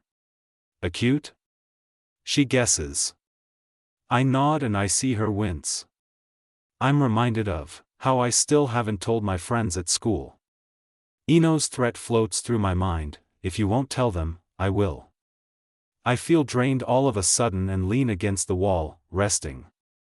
I can't believe I've missed 3 days of school, they're all exempt of course, but all of that work I'm going to have to do will be hell. I'm going back tomorrow, I decide. Now that I don't feel so crappy there's no reason not to go. I look over at Temari, studying her. She's leaning against the rail, blue eyes staring off into space. So, how do you know Naruto? I blurt, confident that he's too busy trying to prevent Sai from pressing all of the buttons on the button pad, making us stop on each floor to notice. My brother is a regular patient here, she says, not offering any more. And Sai? I can't help but ask. Also a regular patient. She tells me and it makes sense, of course Naruto wouldn't be friendless, he has friends just like him. Well, not just like him. But they all reside within these stifling cheerful walls. For cancer? I ask, although some part of me knows that it isn't cancer. No, she says just as the elevator dings and the doors slide open once again. A big sign hangs on the ceiling and it reads, Mental Ward. Oh, I say dumbly, shock coursing through me. Yep, she says and I follow them out. Naruto says, having been stopped by an infuriated Dr. Tsunade. You heard me. I saw underneath your mattress, you haven't been taking your pills. She fumes and grabs his ear, dragging him down the hallway. I don't know how she found us, considering how she works 3 floors down, she must have been scouring all of the spots he hangs out. I'm surprised she didn't check the children's section. Sai, Temari, and I all stand there awkwardly in the hallway as Naruto is pulled away and around a corner. Go on without me. He calls right before he disappears behind the wall. I laugh, but worry begins to eat at me. He hasn't been taking his medicine. What does that mean for him? Medicine? I ask, still staring down the hallway. For his condition, Sai says, and Temari clamps a hand down on his mouth, smiling reassuringly at me. It's nothing that could harm you or cause a threat to your safety, we promise. It's just that Naruto asked us not to tell you, she says, and I feel even more worried. What? I know he would never hurt me, but why wouldn't he want me to know? I ask myself more than anyone. I knew that he was sick, I've always known, but I guess I've never wondered how bad it was or what it could entail for him. Because he likes you. Sai manages to say after breaking free from Temari's chokehold. She brings her fist down on his head. Sai, you idiot. He told us not to tell her that either. She shouts and the male nurse at the front desk shushes her. I find myself tuning them out until I'm lost in my own thoughts. Naruto likes me. I mean, I'm not totally surprised, but to have it said out loud and to have it be true, it just gets me thinking. I do like Naruto, I know that for sure, and I do believe that he's more than a friend to me. What I don't know is if we could ever be together. Isn't it bad for someone sick like me to get into a relationship? I could die in a couple of years, leaving a partner behind would be selfish. But then you have to consider his illness, is it fatal? The thought makes me stop, I had never thought about it. If you guys aren't going to check in, I'm going to have to ask you to leave this floor, the nurse snaps, pushing up his thick-lensed glasses, and Temari apologizes. Of course, I'm sorry, she says and approaches the desk. I'm here to see my brother, Gara, room 214. He types something up and looks expectantly at me and I panic. What do I say? And this is Sakura Haruno, a family friend, she adds hastily, saving me. I see, he notes in a bored tone and taps rapidly at his keyboard. He prints something out for the two of us. It comes out of a small printer, like a receipt. Temari takes it and splits it in two, handing one to me. Their name tags for both of us. In large print it says our names and in smaller print it's labeled guest. Sigh, you're going to be in big trouble when Dr. Tsunade learns you snuck out, he says, finally acknowledging our extra member.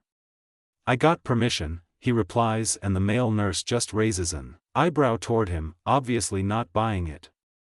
Without another word he presses a button and the doors leading into the ward click, signaling that they're unlocked. Thank you, we mutter and bow slightly before making our way through the door. The ward isn't anything like what I expect it to be, in fact it's almost the opposite. It's light and open, like most parts of the hospital, with modern furniture and light fixtures.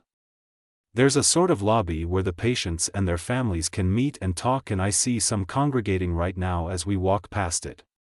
You can tell they're patients by their clothes, light, pastel-colored scrubs. We pass the lobby and head wordlessly down the hallway, doors to individual rooms lining the hall. I swallow as we pass a room where an inhabitant has his face pressed against the long, narrow glass window, gazing intently at us. I shudder. That's Michi, he sees everyone as little green men, Sai tells me, and I shake my head. Poor guy. Something occurs to me as I look over at Sai. Wait, so why are you a patient here? I ask him as we wind our way through the endless halls to get to room 214. Memory loss. The first thing I remember is waking up in the emergency room with the doctors asking for my name and information. Really? I ask, surprised. He nods. What happened? I can't really remember, he says, and I feel dumb. Right, you know. Memory loss. Wait, I say, trying to catch up to him. Since we've started talking he's picked up his pace to walk faster than me. So you don't know who you are or where you're from? I ask him almost desperately, studying his face. No, he replies, and I feel even sadder. He stares straight ahead, not making eye contact. What must it be like? To not know who your own parents are? To have no recollection of anything past waking up in a hospital bed? To not know your real name? He has literally not known anything but this hospital. I gently put my hand on his shoulder and he slows down, turning around to look at me. He looks surprised at the physical contact. I am so sorry, I tell him, voice choked with emotion. You're sad, he notes for the second time, concern etched on his porcelain face. I am, I say and nod. I drop my hand and after a bit we wordlessly catch up to Temari. She had walked ahead of us so we could talk. So, why did they decide to call you Sai? I ask, clasping my hands behind my back and smiling at him. Sai means paint, and when I discovered I could paint, that's all I did for weeks on end. People eventually just named me that, he tells me, still void of emotion. I shake my head. Only this guy can talk about something he absolutely adores doing and remain stone cold. We're here, Temari says in front of us, and we halt in front of door 214. Temari knocks softly before letting us in. Gara, you have some guests, she greets, and a boy about our age looks up from a book, pleasantly surprised. He's lounging on a chair by the window and my eyes widen when I take in the incredibly dark circles surrounding his eyes. Why are they like that? He puts his book down and stands up, smiling softly. Sigh, he greets cordially and turns his questioning gaze to me. I'm Sakura, a friend of Naruto's, I tell him and bow. Any friend of Naruto's is a friend of mine. He bows respectfully back to me. I glance at Temari and she's smiling at her little brother, eyes full of pride. We're showing Sakura around, that's why we've stopped by, she chimes in, draping an arm around me. She was feeling sorry for herself and Naruto decided to give her a new outlook on life. She has cancer, Sai clarifies and I flinch at their bluntness. Thank you, you too. I say quickly and remove Temari's arm from around my shoulder, annoyed with them. They remind me too much of my own obnoxious friends. A new outlook on life, Gaara muses and brings a hand up to scratch his cheek. Naruto will give that to you. Even if you don't want one. He almost looks guilty, I note. It's true, Temari agrees and plops down onto Gaara's bed. I wonder how he's doing now, I say and bite my lip. Tsunade looked really angry. What if they put him under house arrest and I won't be able to see him anymore? Where is he? Gaara asks, concerned. He was caught not taking his medicine by Tsunade, he's probably just getting an earful right now. Temari rolls off, examining her fingernails. Gaara relaxes once he hears this and I look at them in confusion. Why aren't they worried? Oh right, hospital prankster. Got it. I sit down next to Temari and kick my feet out, admiring my shoes. They're these new Converse that I've just started wearing. I found them in my closet while I was searching for old hats and beanies. Nice shoes, Temari says and I give her a smile. Thanks. Nice, I start to compliment her, skimming her outfit, everything. We laugh. It's just a perk of having money, she shrugs and I sigh. Right, I forgot. How else could Gaara-san afford to stay in here? Sai asks, sitting down on the floor cross-legged. Well, how can you afford to stay in here? I ask. Naruto's godfather, Jiraiya, pays for me, he says. That makes sense. Wait, why are you in here, Gaara? I'm just asking so many questions today, aren't I? I have an extreme case of an insomnia which sometimes leads to violent and terrifying night terrors, he explains smoothly and I jerk my head up, shocked. Except they happen while I'm awake. And not always during the night. I shake my head in disbelief. He said that as if he was explaining why his favorite color was green. Night terrors? Holy crap. Naruto works wonders, I'm almost 100% self-pity free, I say and Gaara and Temari laugh. The relaxed atmosphere shatters as a menacing figure appears in the doorway. You three, come with me, Tsunade snaps, pointing to Sai, Temari and I. We all jump up guiltily, like we were caught playing spin the bottle, not just sitting and talking. Only after a little hesitation do I start forward towards her. I never thought I would receive such an angry look from a person of authority. I shudder. Well, I guess there's a first for everything. Not much to say for this one but character development.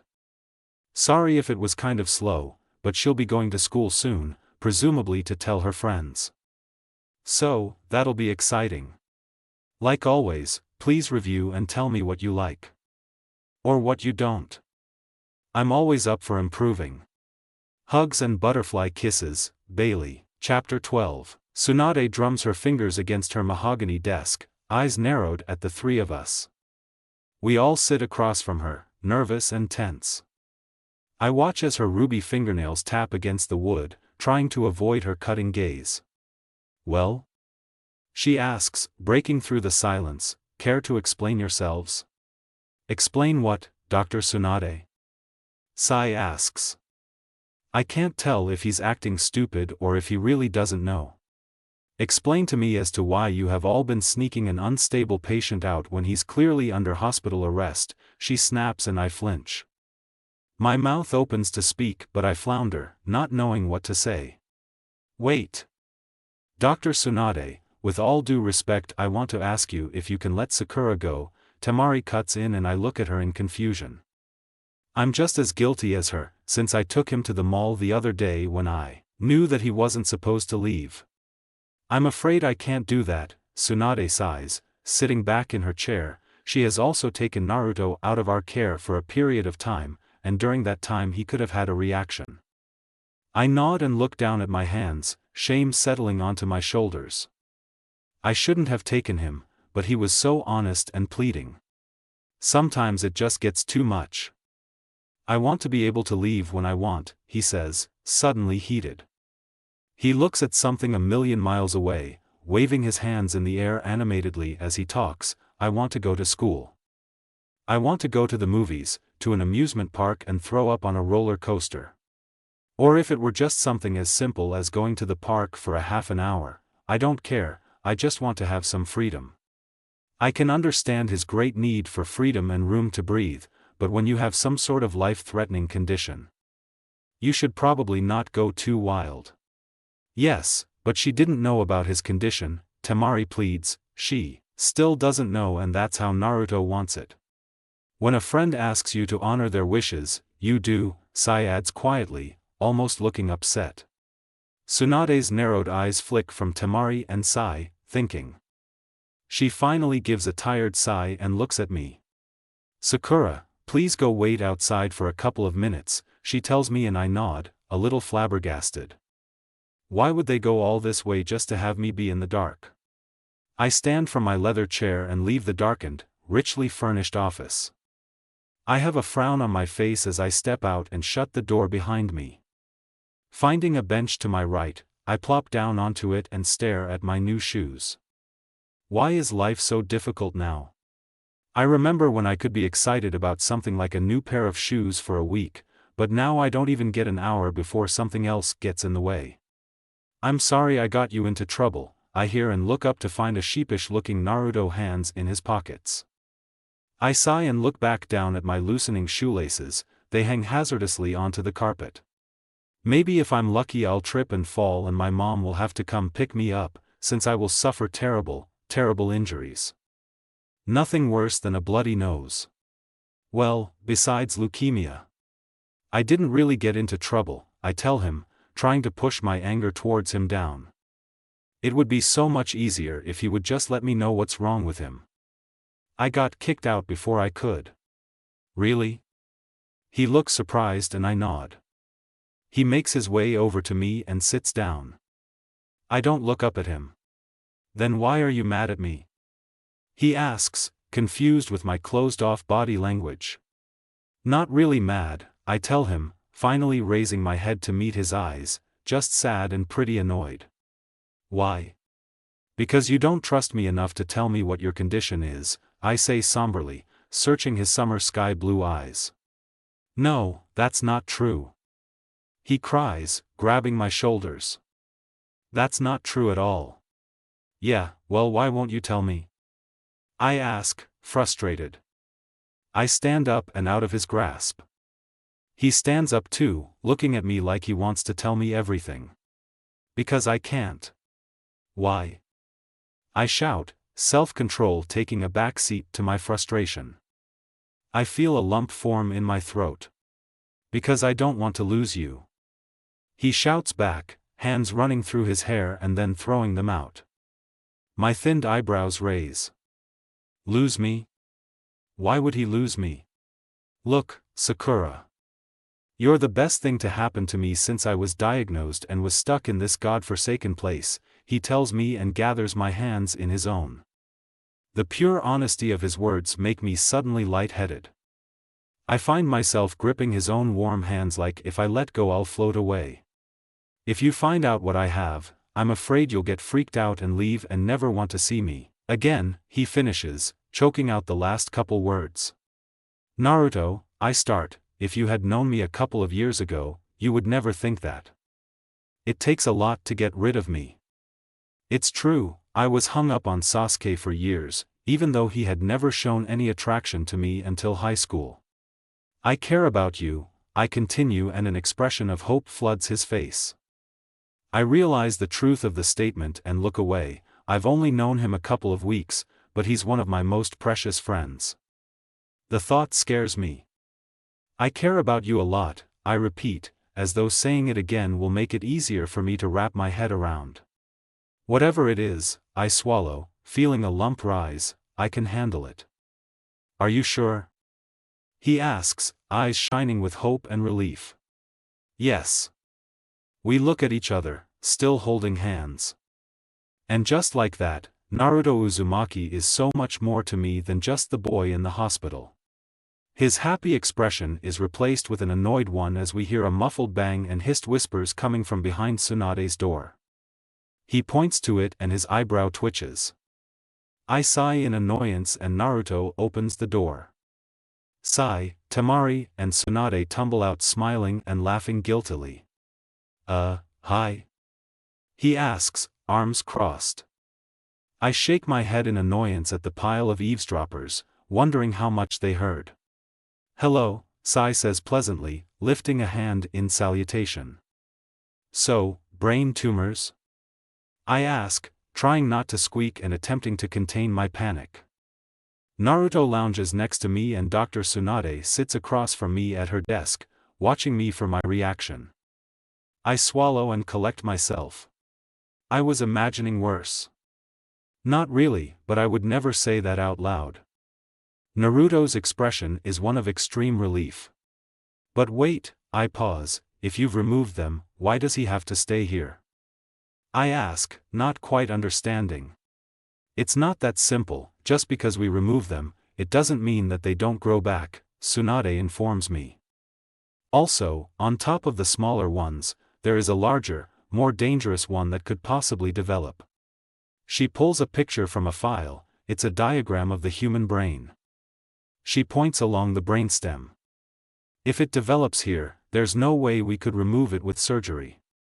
It would take radiation and chemotherapy, she tells me and looks at Naruto before continuing. Now that Naruto is 16, he is legally allowed to refuse radiation and chemotherapy, and that's what he has chosen to do. I gasp and look at Naruto, he just smiles sadly and shrugs. I don't understand. Why isn't he being treated? Luckily, we haven't seen any new or dangerous tumors developing or growing, she says and puts the diagram back in her folder and flips it onto her desk. Yet? There's a good chance that they will come back, they have been since he arrived here. We remove some, new ones grow, we remove some, new ones grow. You get it. Why? I ask, why would they keep growing? Surely he's been standing too close to the microwave or he was dropped on his head as a child? It's almost impossible to know why brain tumors occur. In some cases, patients who are exposed to ionizing radiation sometimes have a greater risk of a brain tumor, such as meningioma or glioma. And in very rare cases they can run in families. No one really knows the reason for mine, Naruto pipes up for the first time. I nod, sinking into my thoughts. Well, brain tumors. That really does make sense. He told me how he understood what I was feeling, and he really did. And that also explains as to why he's lost his hair. Thank you, both of you, for telling me, I say genuinely. You're welcome. But now we have to arrange a couple of things so your relationship works, she says slyly, giving us a knowing smirk. My cheeks tinge with pink and Naruto starts to complain. Granny, you don't know what our relationship is. Stop pretending like you d-dash. I was talking about a platonic friendship, she interrupts him and his pointed finger drops. What are you talking about? And nothing, he smiles embarrassedly and waves his hands in front of his face. I cross my arms in a huff. Nothing, huh? I ask, closing my eyes and pulling my mouth into a fake smile. I'm just kidding. Sakura-chan. He panics as I turn away from him, nose held in the air. Don't be mad. I'm not really mad, I don't think I really can be at a time like this. Really, I'm just teasing him. I finally know what's going on with Naruto, and I will not let it get in the way of our relationship. Anyway, Sakura, Tsunade says sharply, making me pay attention and uncross my arms, you'll have to sign Naruto out now like every other patient. You'll have to inform us where you're going, when you've left, and when you'll be back. I don't like this, and I know for a fact that Naruto doesn't either, but I don't say anything. We're just lucky to not be in more trouble. It may be a pain, but it's necessary if we want to hang out. Okay. I nod.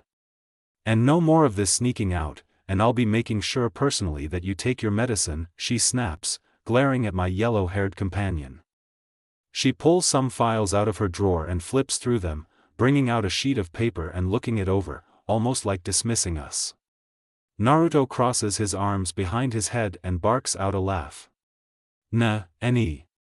You worry too much, Granny, he says, dismissing her. I see the grip on her pen tighten as her eyebrow twitches. Thank you so much, Dr. Tsunade-sama, I cry and stand up when I see the angry spark in her eyes. It has the desired effect and she blinks up at me, surprised. I bow and pull Naruto out of his chair and out the door by his ear. I promise we'll behave.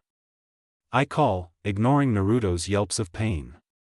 I shut the door behind me and throw Naruto forward, angry with him for not being more cautious. We got out of that really lucky with still being able to spend time together, and then he goes and says something cocky and reckless. For such an insightful guy, he can really be an idiot sometimes. I watch as he tumbles right into Sai. He crashes into the pale boy and they fall, almost in slow motion, right onto the ground. Temari bursts out laughing and Gaara smiles amusedly next to them. I wave, having not seen them before. Naruto pushes himself up onto his hands, scowling and unknowingly trapping Sai beneath him. Naruto, I didn't know you were a homosexual, Sai comments, and Naruto looks at their tangled limbs and screams in horror.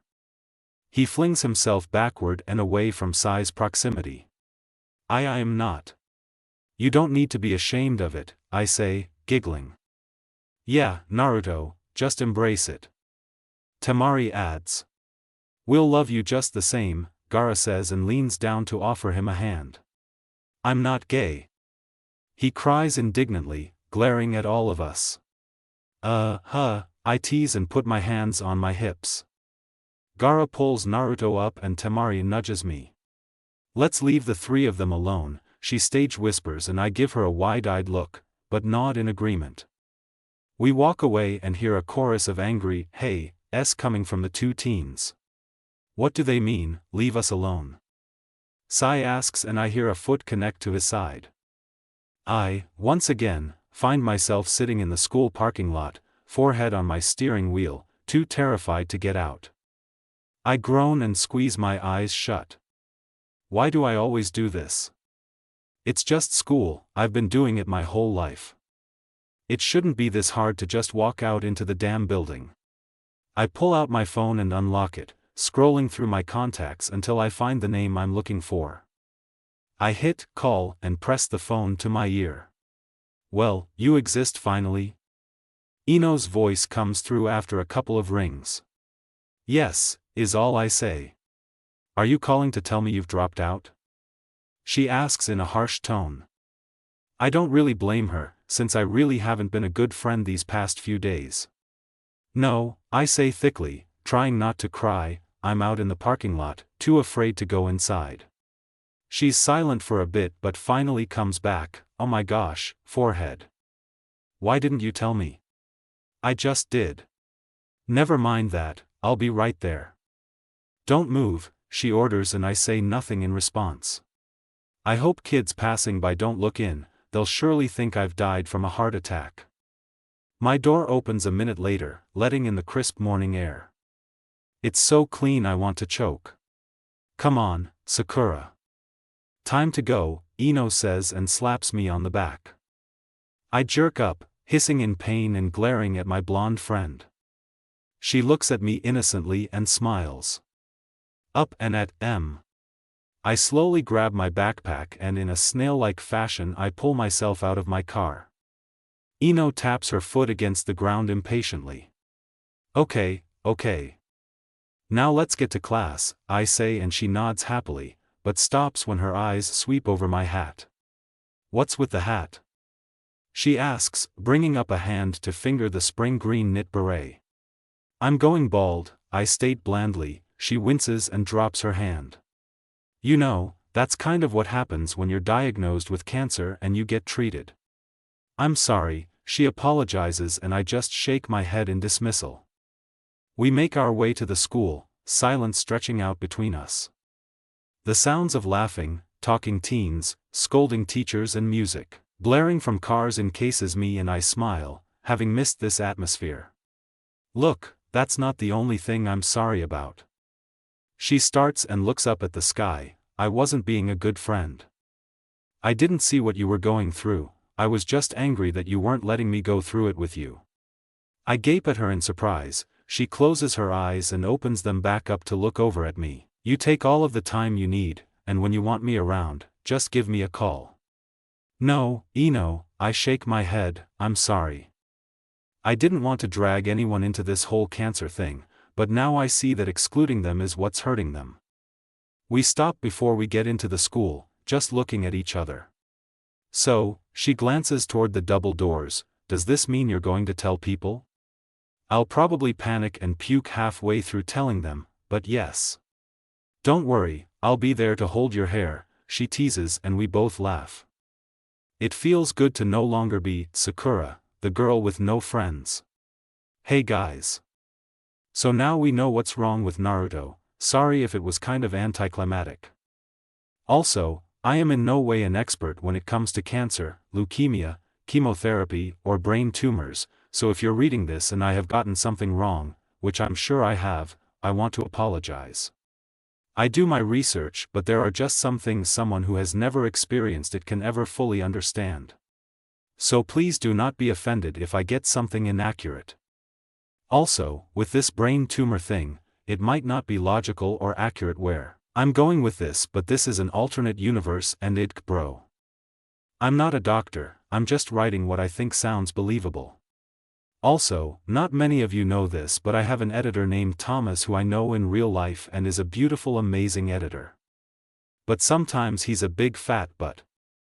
I asked him to say something to you guys and this is all he said. Why are you reading this? Don't you know it's written by a ginger?